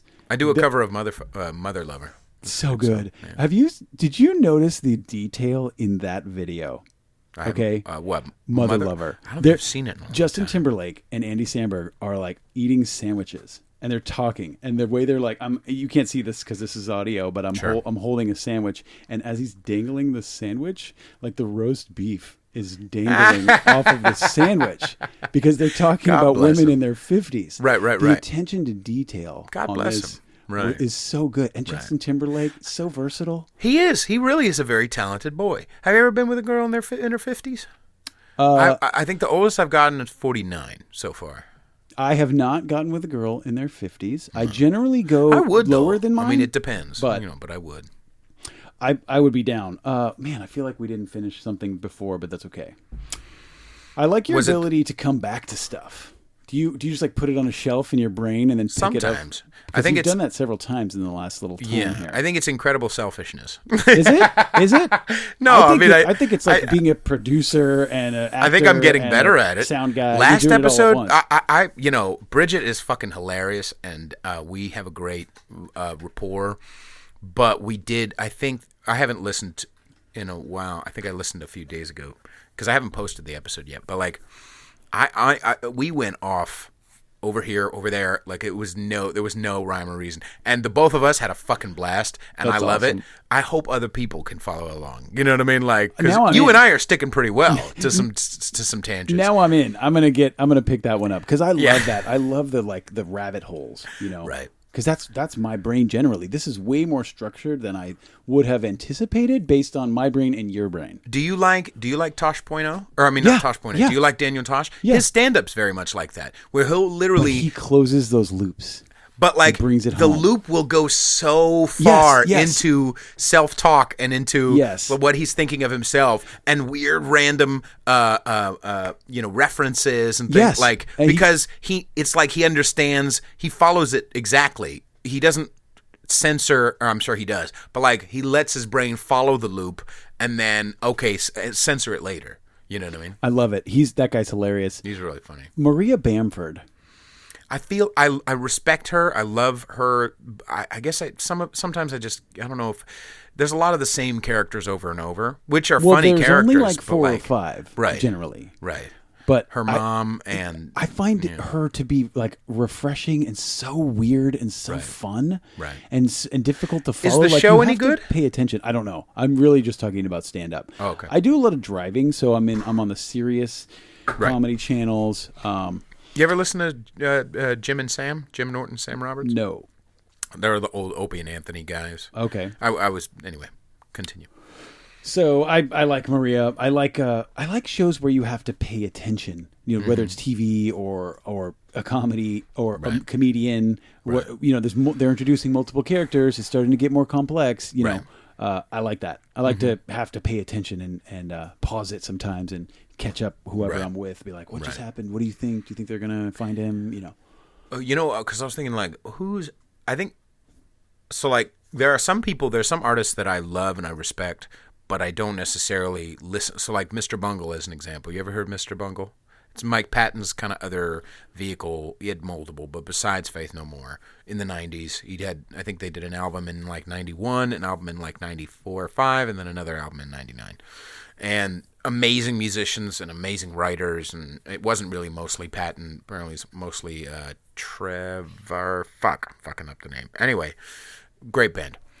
But they're so complicated. They're not as bad as like a Dillinger Escape Plan, but they're on the way, and they have a lot of very, very simple and very accessible music, and I love them. And if I had to go into a desert island, I'm gonna keep them. I'm gonna have the CD because I'm gonna need to, because just for fucking, if nothing else, I have it. But like, I don't listen to Mr. Bungle very actively anymore, and I feel like Carlin is kind of that way for me. Yeah, I love Carlin. And I need to have him around. And if you ask me who my favorite comedian is, it's probably him. He's up there. But I don't listen to Carlin because it is after a little while, I'm like, fuck, all right. I can do like all Mitch Hedberg's jokes, man. Really? Well, the dude died so young, right. and I love him, and he's right. hilarious. God, I wish he had lived. There's something weird about the truly great ones all going younger, you know. And then we get somebody living to their into their 90s or whatever. You know, like Trump's gonna live to be like 102 or something. Maybe. Good God. Right. But I sometimes there's definitely what's her face, Joan Rivers. Fucking funny, man. Joan Rivers was really fucking funny. I love how like irreverent she was, just like ripping. Didn't give a fuck. Just throwing it everywhere. But yeah, Patrice O'Neal's my favorite comic of all time. And he died when I just think you got really great titty meat. Right. Let me see that. Let me see that titty meat. We're gonna this is gonna be sexual harassment day. Right. Did you ever listen to before Thanksgiving? Did you ever listen to Black Phillip? I've been no. getting back into this is another tangent, but like you were thinking of you just mentioned shows or stuff that you really have to pay attention to. I've watched The Office probably 6 times, 7 times, the whole thing, and now I have it in the background while I do other shit. Like that show was great. That show was I think just lovely, right? But like. Patrice, go listen to, and I've been listening to it again, had a show on Sirius XM called the Black Phillip Show, because he'd be like the Black Dr. Phil, and so he would have callers call up and they'd talk about relationship issues and talking about men and women and all that stuff, and it was incredibly funny, like those long form conversations. Black Phillip Show. You can find it on YouTube. I think there were only 12, maybe 13 episodes in total. I like super weird stuff. I think that's my genre. Adult Swim, like Eric Andre. Right. Like that's probably why you like Hedberg, because he was very strange and off the wall and just my coworker weird. Says he's like a modern Stephen Wright, and I don't see it. I guess they both deliver like kind of one-liner, sort of like monotone maybe, but I don't know. I guess I don't see that same connection that he does. Stephen Wright and Mitch Hedberg. But. Yeah, I've never been super into Hedberg. I mean, I like him, but like I don't know. I just haven't. Maybe it's never been one of those things I to my old like stoner days, because Hedberg was such an obvious stoner, and like stoner days are like my mental heyday of like just smoking weed all day and just laughing and eating Cheetos. Right. So you moved down to L.A. in 2002. You said 2003. Yes, 2003. How soon? So why did you move down there? I had gotten fired from a fantastic job in Santa Clara. Like you do. Because that's how I roll, because I have no game. So I sent some game via email, and it was not... Yes. Oh, man, I've done that. Dude, it was not well received. If you had asked me what were the chances that this young lady would have said yes to my proposition in this email, I would have said 50-50. So was it a dick pic? What was it? No, Okay. no. I think the email, the incriminating email was, "Will you get naked with me?" Yeah, that's probably not. I mean, I would say you want to go with like, would you like dinner? Would you get dinner, or would you like to get some coffee with me? 41-year-old Peter would be way different. So I got. Here's the silver lining is that the boss that I was working for at the time, his name was Tom. He was like a third party guy. He didn't even work for that company. He had his own company in Southern California. And he liked me. He saw my work ethic. He saw my motor. Right. And he's like, dude, are you going to do that again? I was like, no. Jesus. He's like, why don't you come down to my company down in Southern California? Right. And so I moved. I moved because I needed a job. It would be so scary if you did that now. Doesn't it feel like that with today's climate you would get in a lot more trouble? The Me Too thing, I think I'm me first. Me, like, you were. I was a perv in 2002, y'all. Like, you know what? I actually got let go from Lens Crafters because I would have these. And don't get me wrong, I shouldn't have done it. Don't get me wrong. I really hope he's not listening. The echo. He is. Don't get me wrong. Yes, Billy Joel is a great artist. But I was helping these Lens Crafters, these girls, and you put in their information, and so I texted a couple of girls, and I think I did it maybe 2 or 3 times, and it worked out 2 times, but that third time it did not work out. Not the charm. Not the charm. The second time, first time, maybe only twice. But I remember a girl texting back and forth, and we kind of but it was one of those things that kind of petered out after a couple of texts. But it wasn't what the fuck, or it wasn't this and that. And the third girl, it wasn't necessarily a what the fuck, but she came back another day, I guess, to fit the glasses, and she was like, hey, just to let you know, that guy, and I was an assistant manager too. Oh. Yeah. I think it was 2013, maybe. I think it's a really tough game, because if the girl's into it, right, then she's into it. Yep. Or if the guy's into it, maybe it's guy, girl, girl, whatever it is. Well, with guy is a totally fucking different story. What do you mean?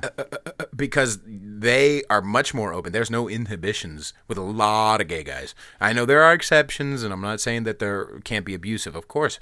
But like a lot of these guys, they are more open about just, I'm going to go into, you know what cruising is, right? Yeah. Yeah, where I'm going to go into a park and just kind of hang out by this tree, and I'm going to wear a certain color so that this guy knows we're going to go into a bush and fuck. I don't know the guy's name. I don't know the guy's history. I don't know the guy's nothing. Cruising, like, it doesn't happen as much, but my friend who... I could never be a gay guy. Like, I want to actually cuddle. I want to, like, talk after. Seriously. Like, I could never do that. All right. Yeah, for sure. Seriously. But, I mean, anyway, so, like, the rules are kind of different.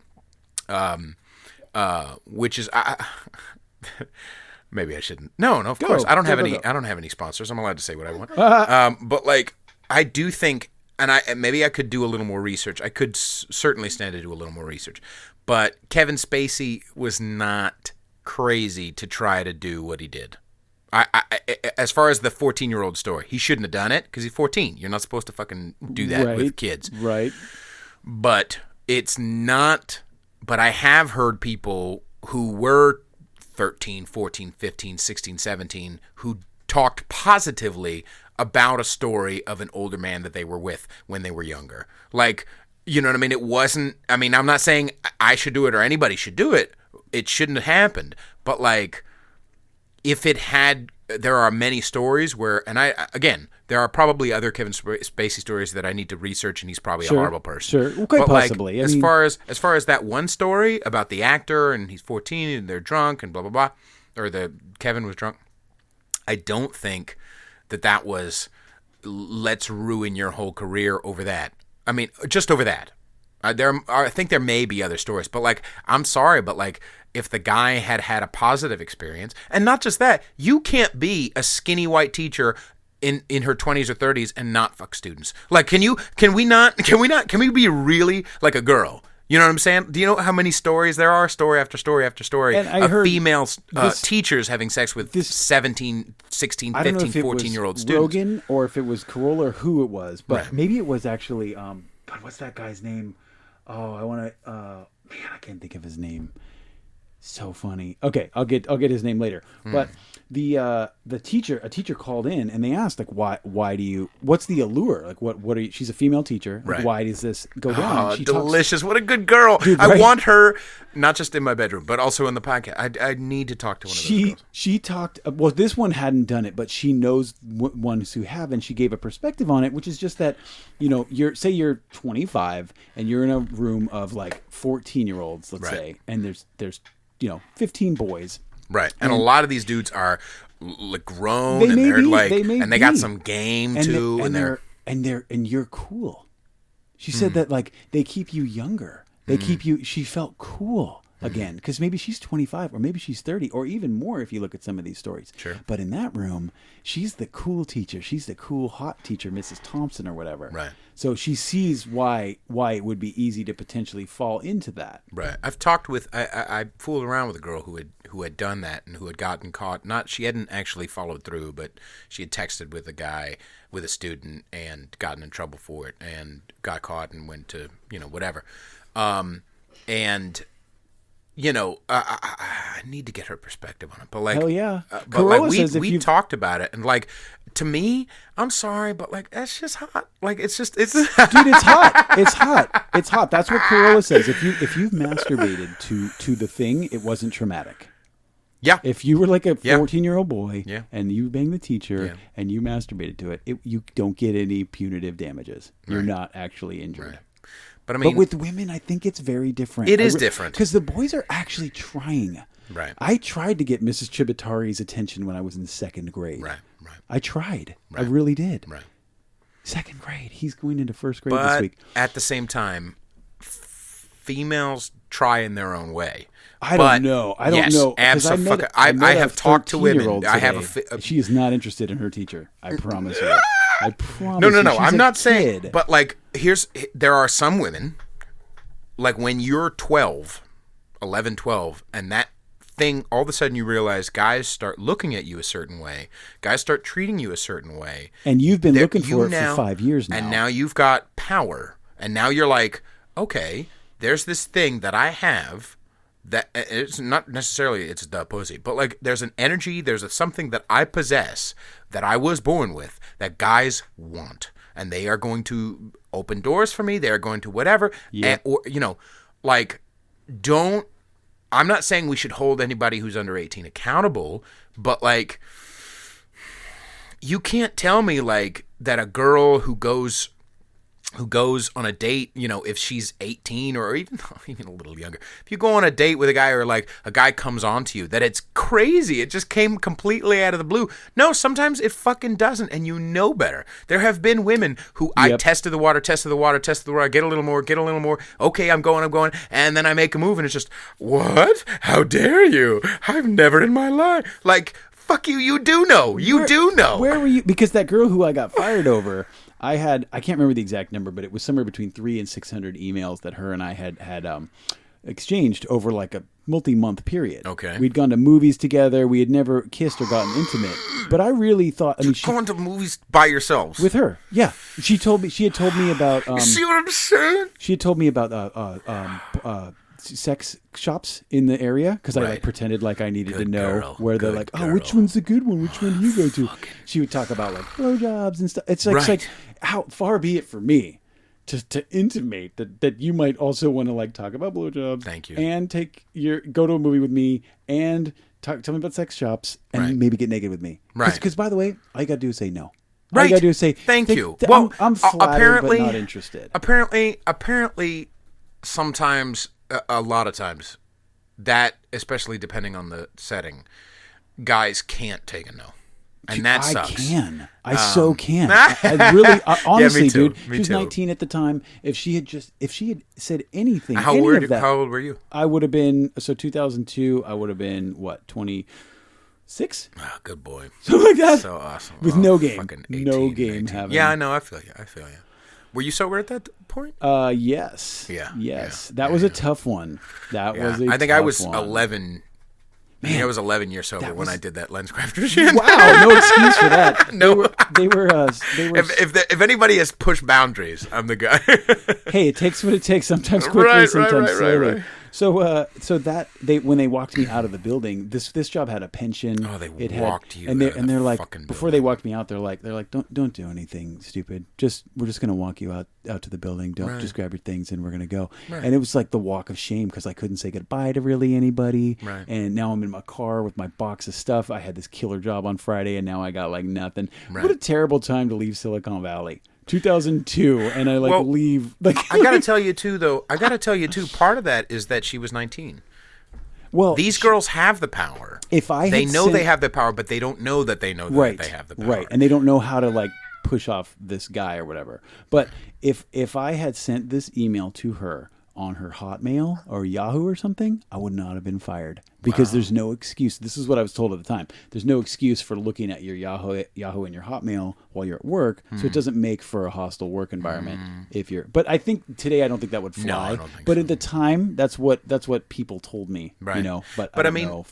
In a different setting, I mean, it's the same. We're all working with the same stuff, junk. But like in Cheesecake Factory, you can't be. When I was working at Cheesecake Factory and most restaurants, it's hosts, like there are two hosts who are 17 who as soon as they're 18, I'm going to, at least one of them, I'm going to put my penis inside of. But like, do you know this for a fact? I've seen it in stars. No, there's some definitely but here's the thing too. Again, they're young and they don't know no better, and they could be just flirting with me because they really could. Right, they could be flirting with me with seriousness, and they could be flirting with me like, "What?" You know what I mean? And with you. I'm just being myself. And I have patience for that when you're under 25. But like, if you're, I've been on things with 35 fucking year olds who are just like shocked and appalled that I would make a move. Go fuck yourself, you know. It's but so like hard, I think, to be single, especially now. I can't imagine. No, I mean, I was single back when it was like a little easier, dare I say? Right, but. Now there's just too many buses coming by. How do you let one on? And the Cheesecake Factory thing, like it's all a bunch of 17 to 25-year-olds mostly, and they're all fucking. Everybody's fucking. Everybody's. We're all going to go out to the bar because we're newly 21. We're 22. You know, a lot of alcoholics, but a lot of people who are just young and just want to go, and so they go and they fool around, and it's weird. Are we really gonna take away like something like what was it? I think 20% or something. I need to look this up, but like a large percentage of people who are in relationships met each other at work. You're going to say you're going to outlaw that? Are you out of your fucking mind? Do you remember the love contract thing? That was going around for a while in corporate America. No, it's not. You could sign a contract to inform HR that you guys are dating, and that neither one of you is going to sue each other. And you're not going to sue the company. You're basically like letting, because the companies know this is going to happen. Right. I mean, but I think that yes, did we snap back too far? Yes. Has the Me Too movement gone too far? Maybe. A man's career like the senator guy, Al Franken, that was too far. That was a picture. There's not even touching in the picture. Maybe he touched. She said that she was more. She said that there was more. Okay, well I didn't know that, but let's say it's just a picture. Yeah. Okay, that's too far. Sure. But men have been going too far for decades. And so I understand the pendulum. Correction. But here's my ultimate fight. And my ultimate fight is the same thing as Patrice and John Mouse, and like what my ultimate fight is for honesty. And when you make believe that you don't have the junk that you have, or you make believe that you're not the dirty little animal like the rest of us, I call bullshit. Some of them don't know that though. They're not in touch with that side of themselves. And they're not going to be if we keep 40. True. And they're not going to know until if everyone around it, like you're saying the thing about America. These kids are going to think that America sucks balls. Like, is it perfect? So no. Awesome. But it doesn't suck balls. Like, it really try tweeting. In England, you can go to jail for racist tweets. Is racism okay? No. Should the consequence be jail? No. The consequence should be people unfollowing you and you getting in social trouble. And maybe people going, ew, you're a gross person. I'm not going to fuck you. I'm not going to hang out with you. You're not my friend anymore. Like church place and you hang out with your other weirdos, whatever. Like that's cool too. Jail, England, who apparently is more further along than we are. Go fuck yourself, man. I don't want anybody like. You know what I mean? Like, Yeah. free speech is legit, dude. This is legit. I'm allowed to say anything and everything. I just talked about wanting to fuck 17-year-olds. You are, but you're not. I mean, is the thing. If you, But depending on socially, who you right. are. That's why I love the voices that are, to me, appear to be unadulterated Right. or authentic. Right. Adam Carolla, Joe Rogan, Jordan Peterson. Right. Give me some other ones that are like Peter not Feliciano. bought. No, I'm just kidding. But like, I think mean, Howard I Stern don't- is fun. I mean, Yeah, I think he used to give a fuck more than he does. yeah, About 10, 15 years ago, he stopped giving a fuck. totally. And he still has his famous friends on, and they talk and bullshit, but, he doesn't give a fuck. Anyway. Who else? Who I else? have to pee really Me bad. too. Do Who you want to else, stop, or do you want to break? Either way, what do you want to do? I want. Let's break. Okay. Yeah, and then we'll come back. This Sweet. time I actually will pause it, because All right. there's no reason for people to... All We'll be right. right back.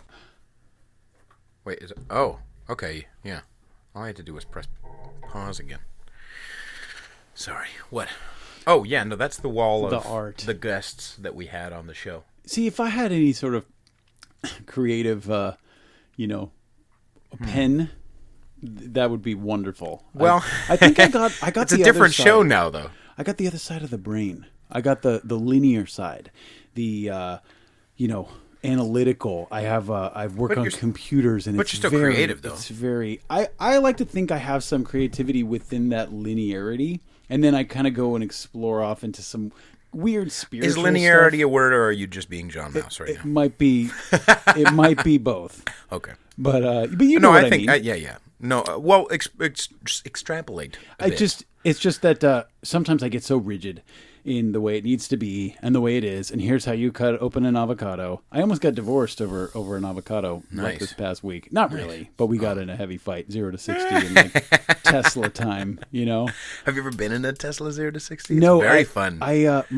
stepdad has one, and I won't drive it. I'm like, because I know Because you hate I'm- the I environment. know I'm gonna love it. Right. I don't need to like, hey, do you want this awesome thing that's gonna blow your mind? It Like, fucking goes so fast. dude, fast. I know it does, and I'm gonna long for it and pine for it like Yeah, I you probably do with will. Kelly, Right. right? From back in the day. It's never One's Kelly? Oh, the is that one the with the one you sent the poetry. mess? Oh no. How do you remember her name if you only went on like one date? because it was that good. Seriously. Did she tell you poem, or did she tell you a reason? I Like, don't hey, even you think came on a little strong. I don't think she read it, honestly. Wait, you didn't read it out loud to her? No, I gave it to her because she wasn't calling me back already.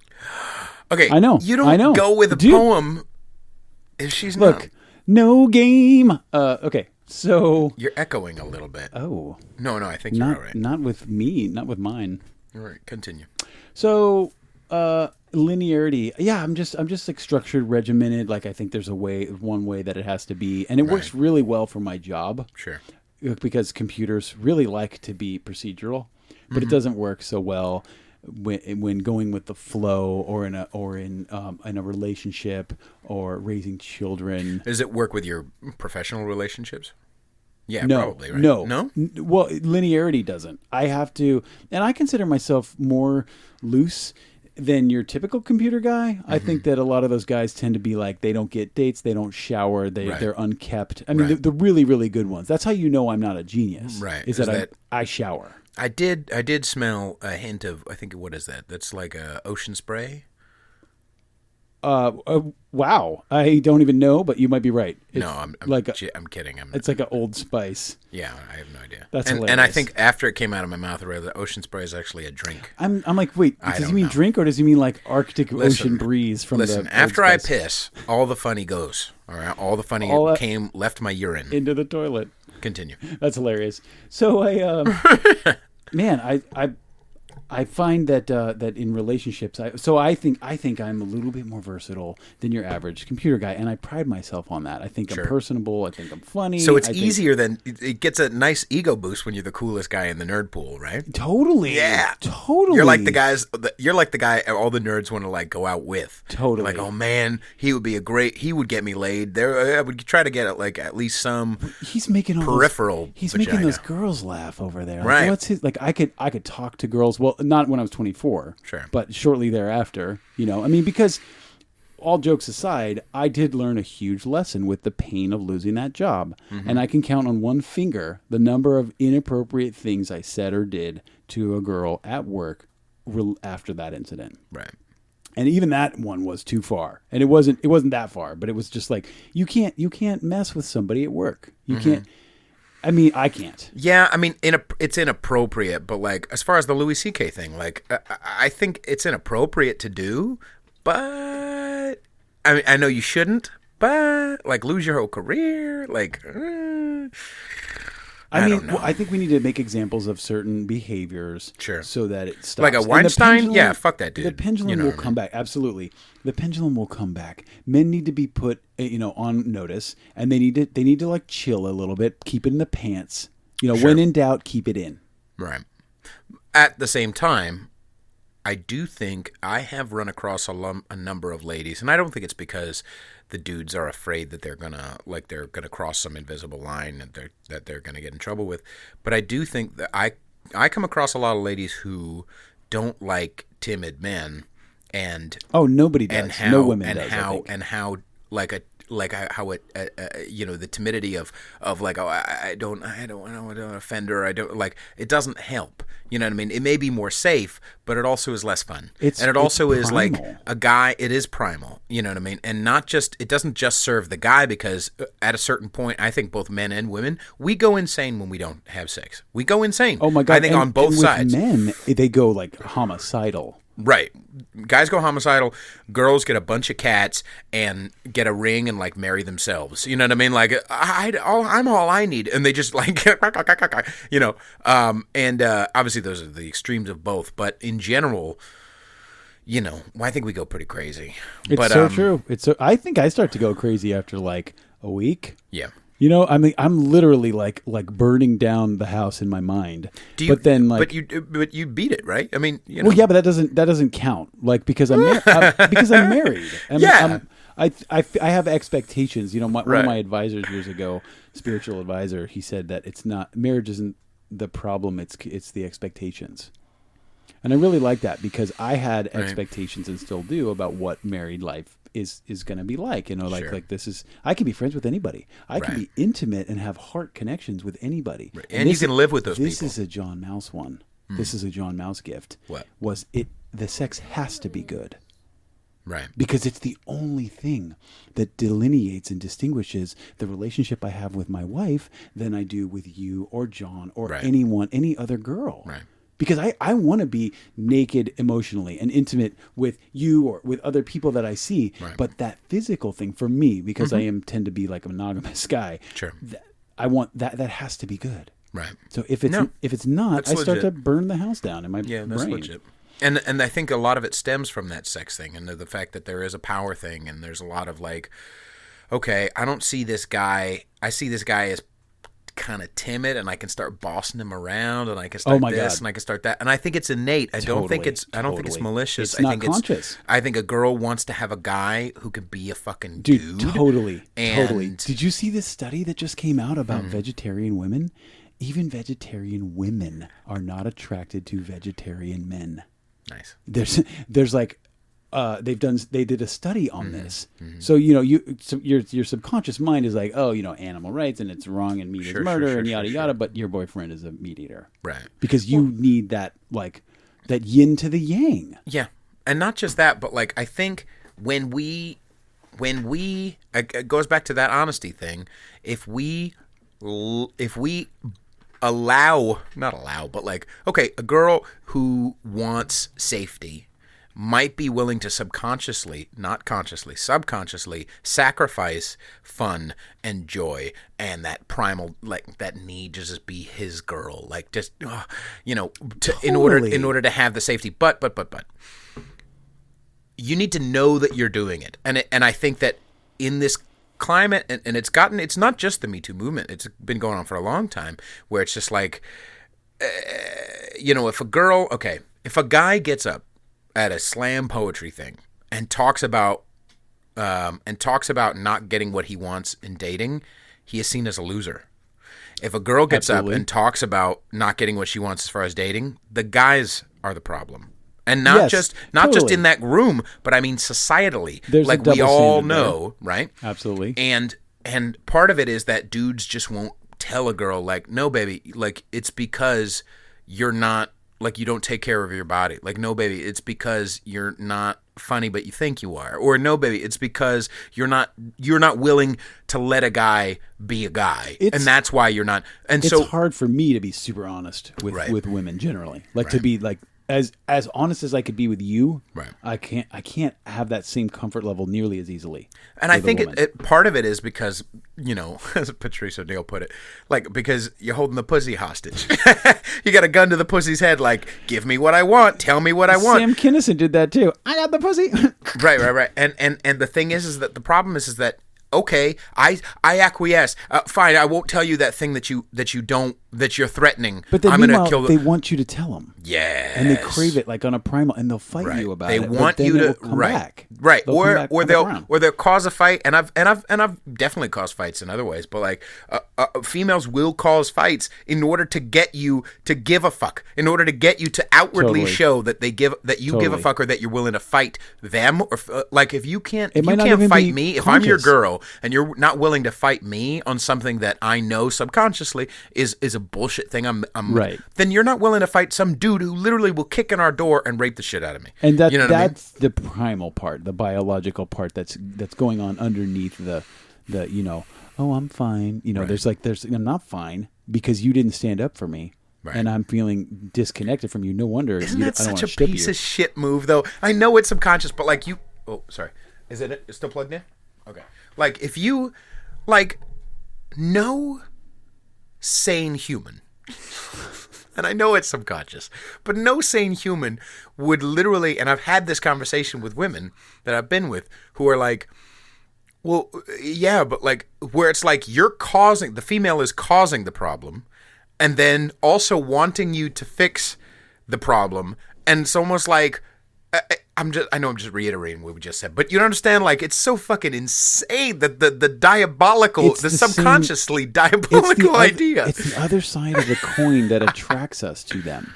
You know, it's that same, it's the femininity. The feminine, I read this book, it's the femininity that attracts us. It's like the weather. It's always changing. It could be, you know, spur of the moment. It could be so fluid. It could be thunder and lightning. It could be a beautiful sunny day. The guy's name is David Deida, like Deida.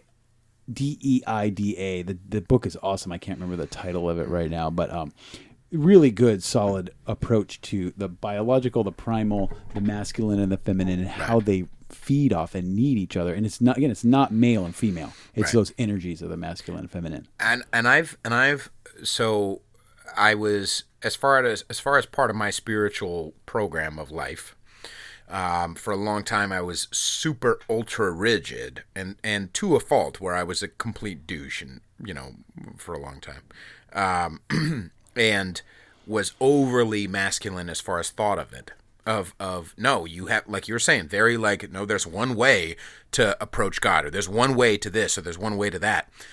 And over the course of the last year and a half, I have had to, because of knowing something was lacking and knowing something that I needed to change, I did have to start looking at stuff from a more open-minded perspective. All right. And I did have to start going like, okay, the structure is there and that's important, but I also need to be nicer to myself. Ugh. You know what I mean? I also have to not treat myself like shit. Ugh. Even though the marching order in my head for a long time was, you treat yourself like shit. You know what I mean? Like, well, I mean, doesn't that come from, like, you know, the consummate mom and dad energy? You know, it doesn't come from like universal love or some place of like self-reverence and self-respect for the vessel. Right. And both are necessary. Both are necessary. Like we were talking about with the home stuff. Like, both are necessary. A man, like, or a male, or a masculine versus a feminine. Like, you kind of need, like, someone needs to be there to kiss a boo-boo, and someone needs to tell you to shut the fuck up. You know what I mean? Like, and a mom can do both, and a dad can do both.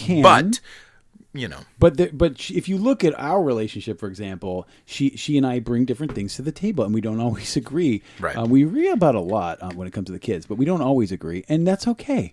Like when she's with him, she does that thing, and when I'm with him, I do that thing. And when we're Right. together, we kind of butt heads maybe a little bit about some of the stuff, right. and that's okay Oh. because it makes for the kids getting salt and pepper. Right. It's very important, and I think making believe that we're all the same. Oh God. Is just a horrible thing, and it's scary. God, and I really my don't twin like it. boys couldn't be more different. They're 5 pounds apart. One's like 30 pounds. One's 35 pounds. One is blonde. It's so one is strange brunette. that One humans is- exist that small. dude. Right? One is skinny. One is like kind of chubby. One is the skinny one is really strong, and his hands are like his grip. He will like injure you with his grip. Right. The other one is like just a chubby lover. And their personalities are different too. The skinny one whines. Are they more. identical? No, sir. They're quite different, and it's just even within the same body, same parents, same. Right. You know, there can be. Wait, so so they much are difference. identical twins? No, they're not. Just... They're twins. I think the word is paternal, but they are so different. Right. And yet everything is the same environmentally, and my sperm's the same, Right. and you know. Right. But they're just so different. So you throw a girl in there, or you go put them into school or whatever. I mean, you know, how much are they getting from their older brothers and sisters versus what are they getting from their genes? Like, who cares? You want to play with a doll? Play with a doll. You want to bang a dude? Bang a dude. Right. Like, I have no tolerance for any of these artificial like walls we have to put up around ourselves. You want to have an open relationship and be married? Sweet. Right. You want to be celibate? Sweet. You want to like go to a sex club? As long Sweet. as the honesty, because I've Totally. been the guy. I've never been the guy who was celibate, but I have been the guy who was Forced. like, I super want. And don't get me wrong, I am not a lover of monogamy necessarily either, but I have been the guy who was in a monogamous relationship, who was in a non-monogamous relationship, who was so like using that marching song. I was so used to that, and this is what I want. I always want to fuck other people. I always that it was causing so much pain and bullshit that I was the one. I mean, I was telling her like, hey, this is what I want, and we lived that way for a long time. But at a certain point, I was like, you know what? I think. My mentor at the time was like, yeah, you don't have to. Like, we have an ideal of what we want, but it's not a rigid thing. It has to be a little more fluid. You know what I mean? Like, so I tried monogamy with her, and it actually worked out kind of better. You know what I mean? I tried like, okay, let me not just live by this marching song because I'm used to it and because I have an identity wrapped up in it. So I've never been the celibate guy, but I have been the other guy. I don't want to say celibate instead of celibate. But I also, again, it goes back to that thing of like, but honesty is the thing. And I have been the guy who has used non-monogamy as a means of this is my identity and a way to defend myself against getting hurt. I've been the guy, I'm just going to stick my dick in everything because I don't want to trust that this girl, I don't want to be vulnerable. I don't want to be risk. I don't want to, so I'd much rather just push you away. I've had multiple relationships where there was one girl who we were in a long distance thing, and she would come down from Portland. She was a stripper, great gal. I've dated three ex-strippers from Portland. Only 2. Oh, wow. I've dated 2 former strippers, but nobody from Portland. Anyway, and she would come down, and and obviously it makes sense, for you to see other people because you live in different places. But I use that as a means of pushing her away. You know what I mean? So I've been that guy. But I also believe, and this goes to some women as well, that sometimes the whole like, I'm a celibate person, by choice, is really you're just defending yourself from getting hurt. You know what I mean? You're and it's different from male to female. A lot of dudes are like, apparently some guys are, I don't know a lot of celibate dudes. No. But where oh, okay, the female's like, it's a subconscious thing, but it's not an honest thing. It's not an honest thing. That's the key takeaway for me for this whole last couple of hours is that honesty. Because if you can say that to your partner, if you know about yourself that you can't or don't want monogamy, be honest about it. Be upfront about it. Let that person deal with your truth. And guess what? If you find out a couple years into your relationship or into your marriage that you feel a certain way, you owe it to your partner to tell them before you go get crazy at the club or whatever. Be honest. How would you want to be treated? Right. Do that. I mean, I've cheated. It's not a good idea, but Have you ever been the other man? It's kind of delicious. It kind of tastes really good. Because I'm not like a hot guy. I don't have like a lot. Well, I'm not a hot guy either, but I was the other man. I don't have a lot of game, so I've never really been a cheater or a cheatee. I mean, maybe like here and there, but nothing with regularity. I've always envied those guys. But then again, no, I haven't, because my buddy tells me his brother's like the hot guy. And he goes to the strip club and he goes home with the hot stripper. Right.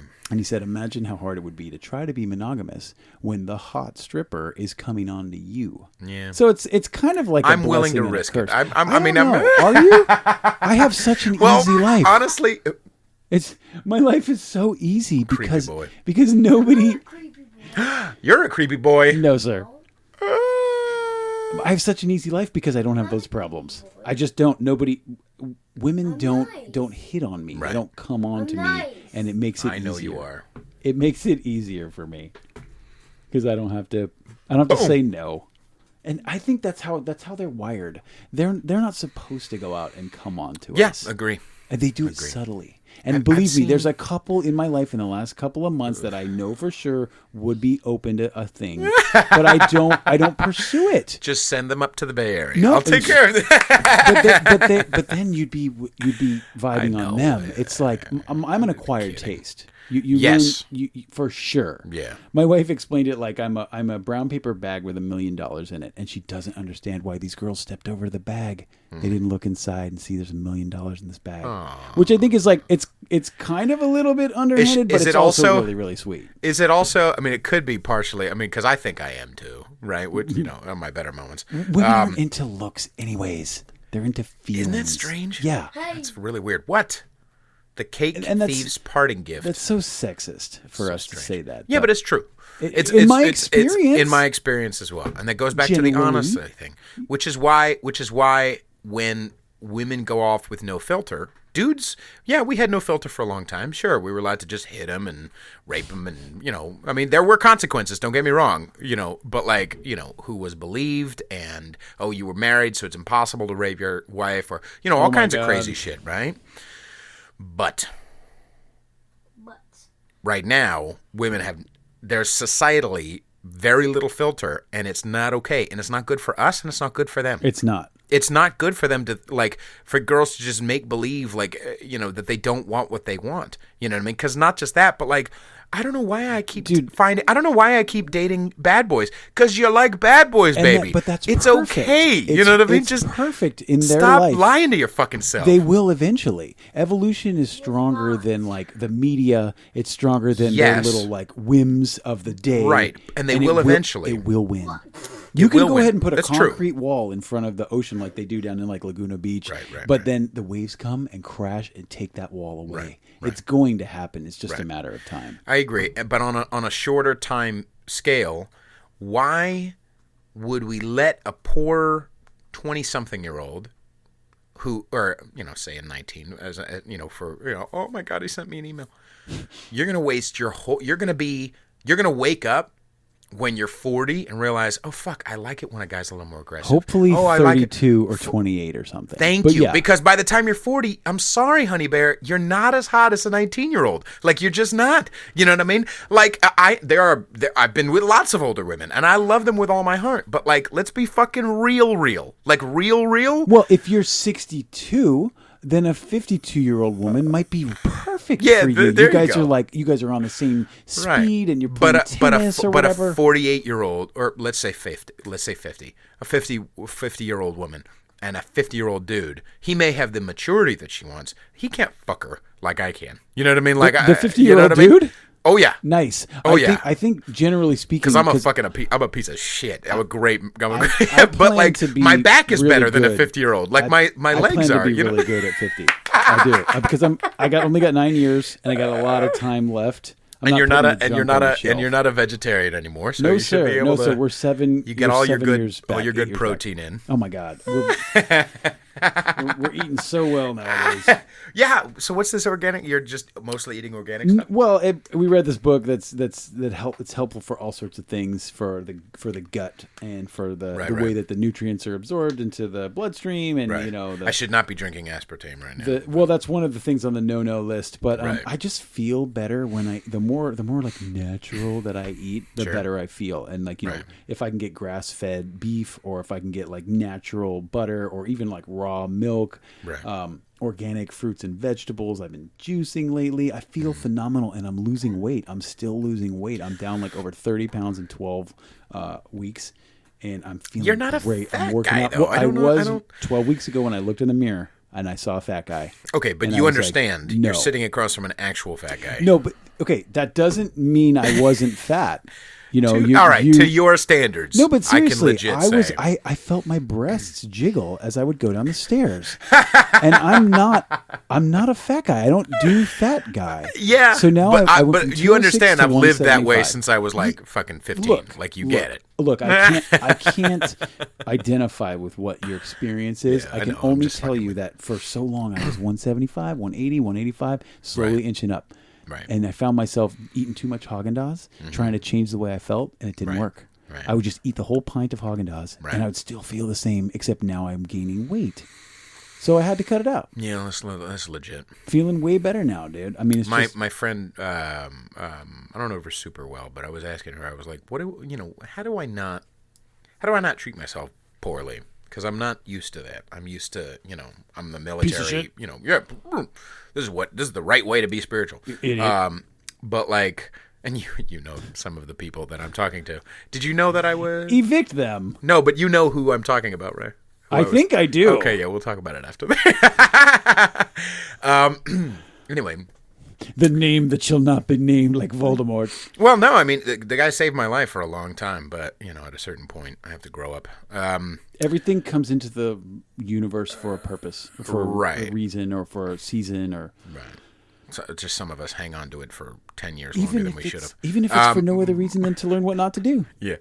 So anyway, I go and I was talking to my friend and I was like, how do I not treat myself poorly? She said, well, why don't you do what I do is I do a list of, say it's a relationship. What makes me happy about this relationship and what makes me sad about this relationship? Ooh. And if the things on the sad list far outweigh, if there's a lot more sad stuff, then maybe I need to leave the relationship or change the relationship. I'm doing that list. In fact, I'm writing it down right now before you know what I'm saying? Because I have a gratitude list, but that sounds cool. I like that. And so, like, if I'm, as an example, I'm approaching the fact that maybe porn and I don't actually get along. And I've been Mr. fucking porn for a long time. Can I tell you something I found out? What? OBSF. The hell is that? Older, but still effable. Sure. It makes me feel less of a creeper. Because it's a genre.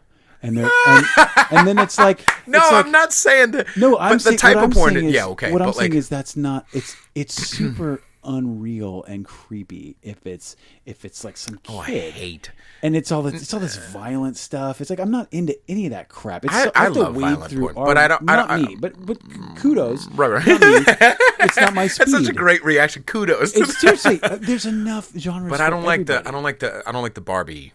You know what I mean? Right. Like big. And this is not Barbie. This is like a girl you would meet at like the PTA meeting, which is where I'm gonna go. You know what I mean? Like those are the places. But I'm thinking like I think I might need to do a list of like, okay, since I needed to kind of do the same thing with sugar, like maybe this relationship with porn is not working out as well as I think it is because it keeps causing me some sort of mental. And I've gotten better and I've gotten worse, whatever. But like overall, it's just like, man, I just, I don't know. I just feel like I hear you, but I also feel like on and off. I don't fucking like why. Like I stopped smoking in 2011. You know what I mean? Like I've lost a bunch of weight. Can I just let me have something? Motherfucker, like, the universe or God or whatever, like, can I just let me have it? I don't want to, I quit drinking and use a long time ago. I quit smoking. Now, no food either. Fucking food. Is there anything that you do pizza with a reasonable appetite? Because the one thing, honestly, ironically, that I do is food.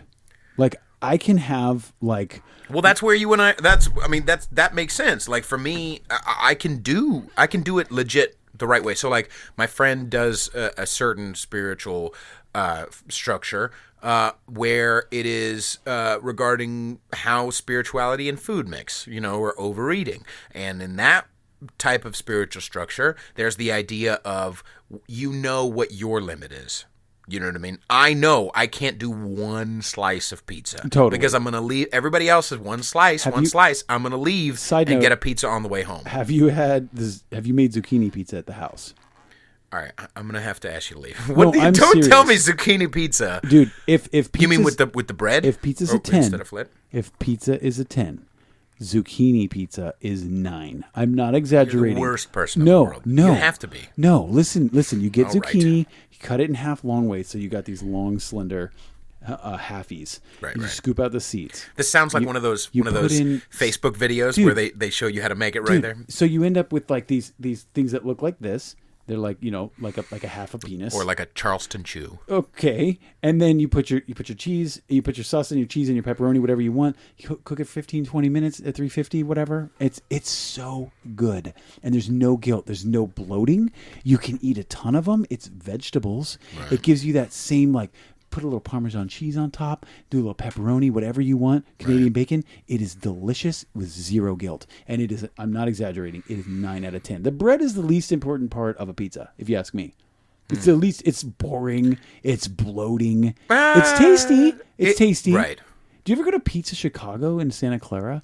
Big old, thick, deep dishes with toasted almonds on top. All right, Chicago. I mean, I respect really anything if you're trying, but like New York all day, like that thin. Look, there's different strokes. Oily, different fucking folks. nasty. Ugh. Well, delicious. okay, I'm trying to live a cleaner life today. So if I was in Manhattan, I would have one of those slices. Then I coming back home, and I'm going to make the zucchini pizza. But that's the thing about me moving to New York. Like I can't. If one like it seems to be a part of the culture is have a slice. I can't do that. Like okay, let's all go to the cellar, Comedy Cellar, whatever. Yeah, let's go to fucking whatever's and have a. Sorry, Don't I can't open have the one, tank. Papa. Don't like, open I'm the sorry. tank. You Don't know, open the tank. Exactly. I don't have it like one once I know Rolo. where my limit is. But so I can adjust that. But I don't know if there is anything that I do 100% like with like a good amount of vegetables. Yeah, You do vegetables like you know what? I've never been a soda guy. Like I respect it, but like I mean I have it now because I'm on this really strict diet plan and I'm losing weight. So I'm like I need something sweet in my face, and so I do a lot of Powerade Zeros or Diet Coke. Have you had any, once every couple of days? You had any of this? I think Rogan actually was talking about it too. This stevia. It's made with stevia. It's like it's a can. It's a carbonated soda, but it's like it's no obviously no fake sugars, and it's got the stevia. And it's really good. I think as he put it, they finally nailed it. Like they finally cracked the fake sugar. Okay, I think that's what it's called. It's it's like $6 for a 6-pack or whatever. Right. But who cares? Right. It ain't killing me. Right. So I'd be rocking that. Yeah, I mean, really, everything. The whole structure is like, okay, I know what my limit is, but like. That idea of, and the same thing goes with all types of alcoholism or whatever, all types of ism is like, once I'm like, should I? Fuck it.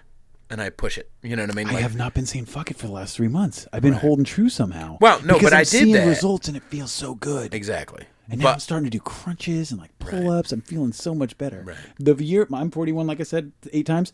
The 40s, decade of my 40s, is going to be about fitness and food. I'm going to be cooking. I made ice cream the other day with like coconut like milk and all this different stuff. Made this all this incredible coconut stuff. Milk ice cream is actually pretty legit. Dude, it is. It is. And I know exactly what's in it. It's organic, all the stuff I bought. Right. And it's so good. And all the kids eat it. And it doesn't do anything bad for their like gut stuff that we're trying to look at. Right. It's like, and it feels so good. Are they having gut stuff? Well, I think a lot of kids have gut stuff, which is a whole nother topic. We could get off on a big tangent with that one. But the modern American diet is terrible, with all the carbs and all the processed and all the and I'm not like a conspiracy theorist. It's just like, it just makes sense. When you eat good, you feel good. And when you eat fake, you feel weird. I do like capitalism, but I think at a certain point, I mean, if you're gonna if you're trying to actually be a legit company who makes money and survives, you're gonna cut corners. And we've gotten to the point where we've cut so many corners with food stuff that we're making food out of nothing. You know the whole God. corn. Here, just have this powder. Just inject this powder into your mouth hole. Like, right. Man. Not me, dude. Now I want to just eat. And, I'm able to do this right now. I'm able to pay the fine high price of all these delicious foods. And it's kind of cool that it supports the earth in a different way, Like, that's not my drive. But to give, like, the chickens a little more room to run around is cool. I understand that's not practical for the masses. Like, vegetarians don't get it.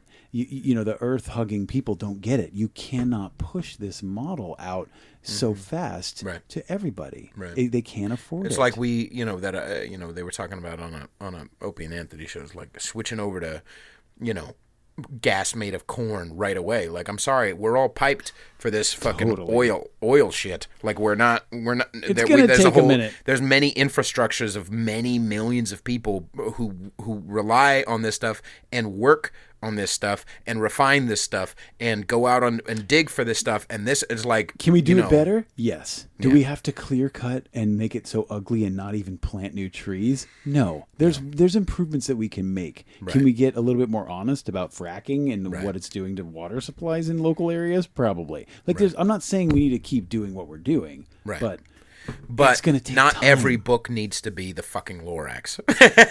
and like, that story is important to share so that as a precautionary, but that also, I mean, and I think that goes back to the whole idea of what we were talking about earlier. I don't think we need to have every, this whole, the America thing. You know what I mean? The fuck America thing. It's like, okay, do we have lots of room for improvement? Absolutely. But can you calm the fuck down? Do you know how good we have it here, you ungrateful cunt? Like, we have such good stuff here. Like, it's so good here. It's so good here that we're even allowed to say, you should just kill yourself online. Like, and that has zero consequence to it. In fact, if I turn off my phone for a couple of hours, that would go away. Like, oh my God, how good we have it here. You know what I mean? Where, like, not just, yeah, sure, England, but like, what was it? Mexico has many, that was when I started looking up all of these, different facts, because I'm being a snarky asshole and want to, hurt people's feelings who say fuck America at this show. Sure. Like, I started looking it up. Educate them. Exactly. There are a lot of countries multiple states of Mexico who don't allow abortion, even if, you know what I mean? Like, there are lots of places. Northern Ireland. I think they might have just changed it. I think that just happened. But that's 2018 when you're not allowed to have abortion. Like, wasn't that lots the place of where they just very found a bunch progressive of babies buried? They keep finding, like, because outside really? of like the chapels and the Irish. I'm Irish. I'm like most 75% Irish.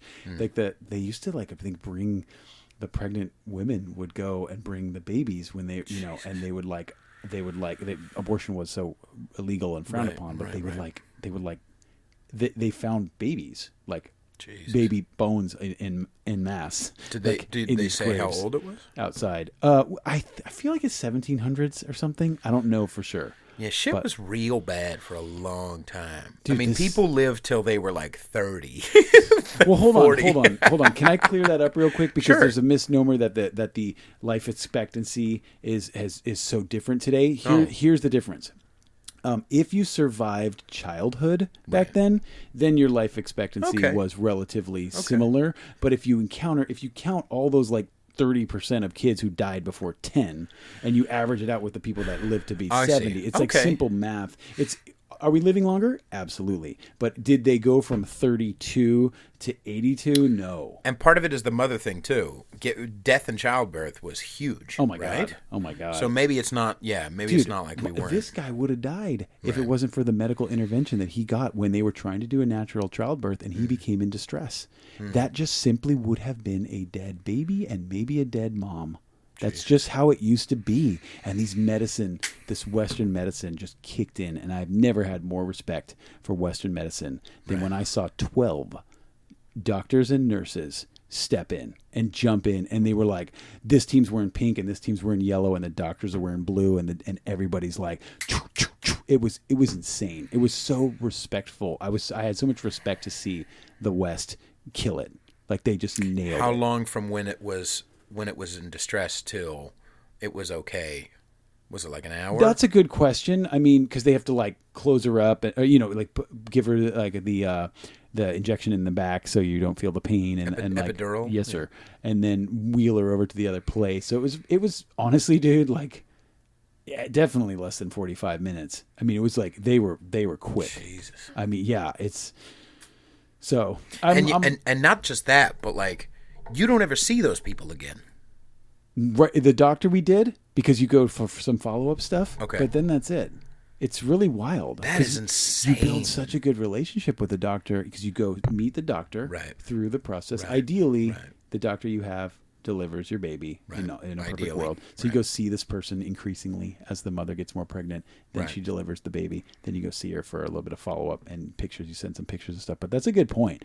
Because I had hernia surgery last year, and I didn't, get to know them or whatever the hell. But like, it's also, by the way, it was very uncomfortable, like being in a gown and having them like mark which side, which is Sharpie, fun. like literally a Sharpie. Mark it with a Sharpie, and then it's like there's like a couple of pretty girls while I'm like not looking good at all, and I'm covered all the right.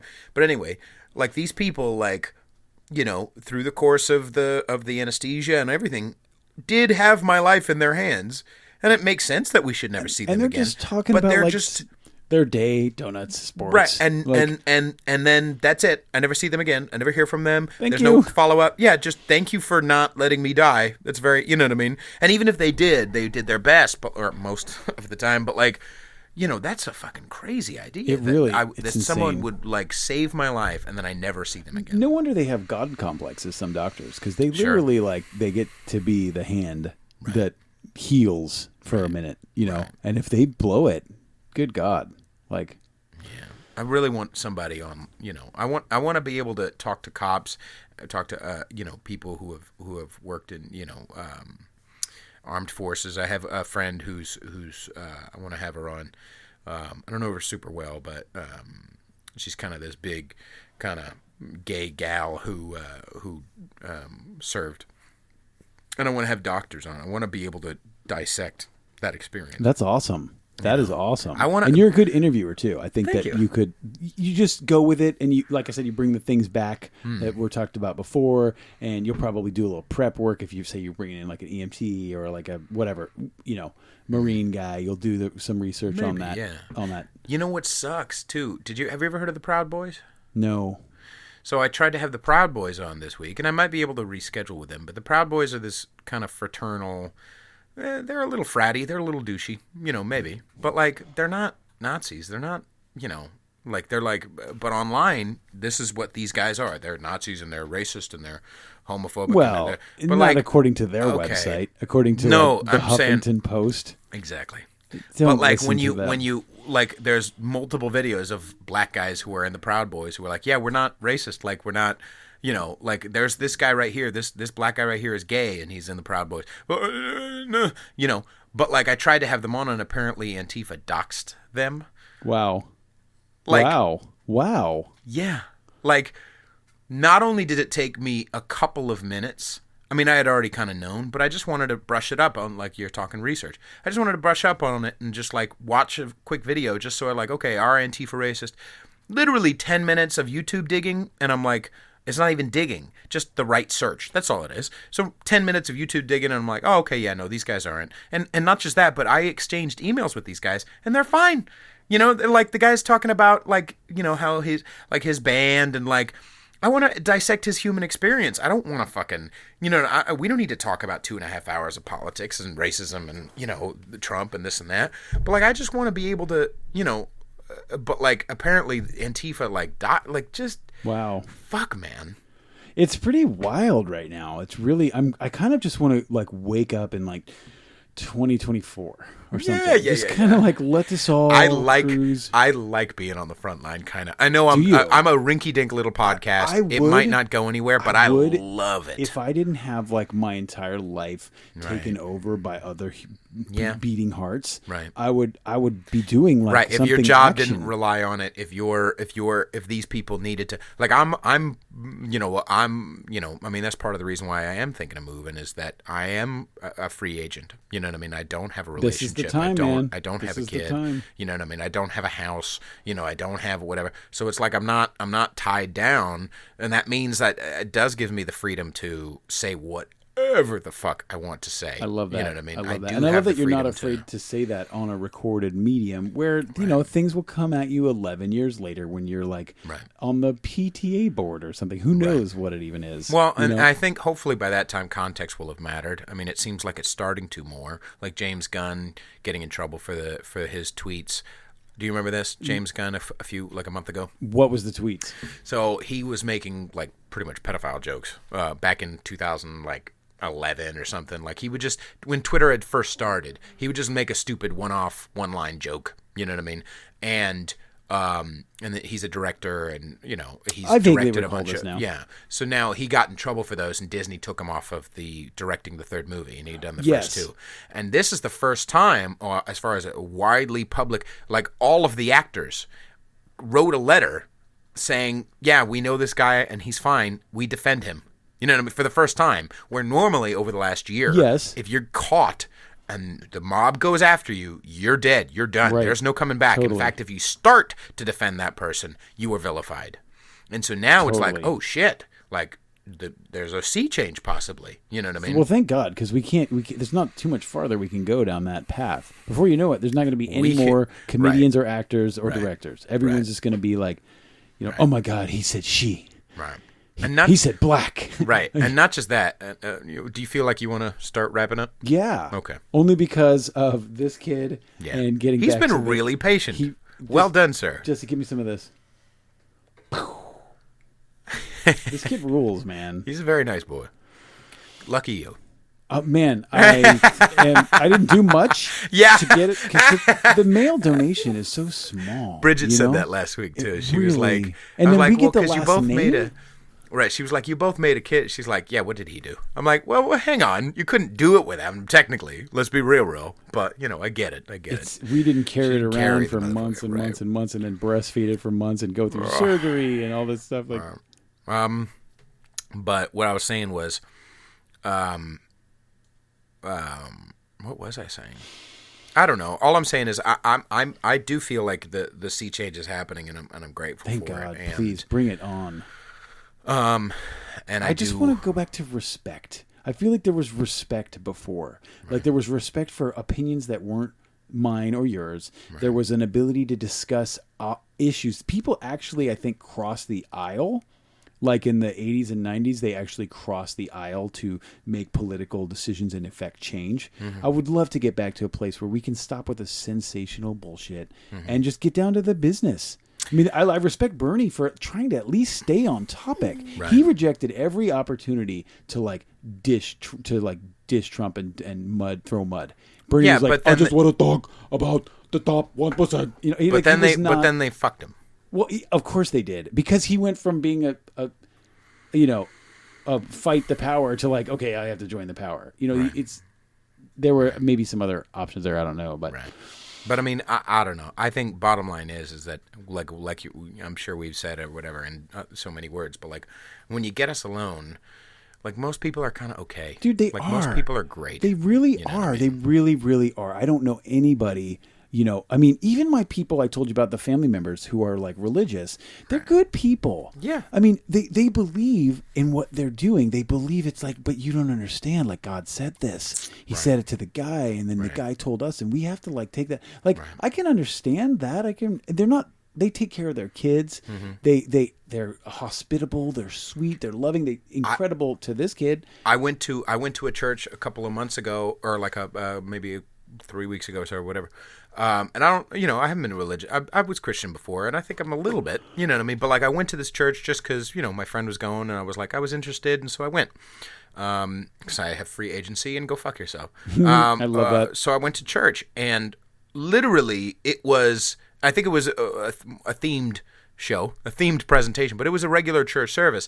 And for 40 minutes, they talked about some of the fucking awesome shit that their charity was doing. Like, you cannot tell me just because sometimes some of the people in that room might not be okay with gays getting married that it's like the goddamn it's like the Crusades. Go fuck yourself. You don't have These to be people okay are with feeding and giving water and helping so many fucking people, brown, black, Asian, And who cares Muslim, if they're Christian. not okay with it? Just go get married. You can get married. Right. Go get married. Go move to a place where you're more accepted until the sea continues to change, and then it's more widespread. Because that idea is going to die. Those people are going to die.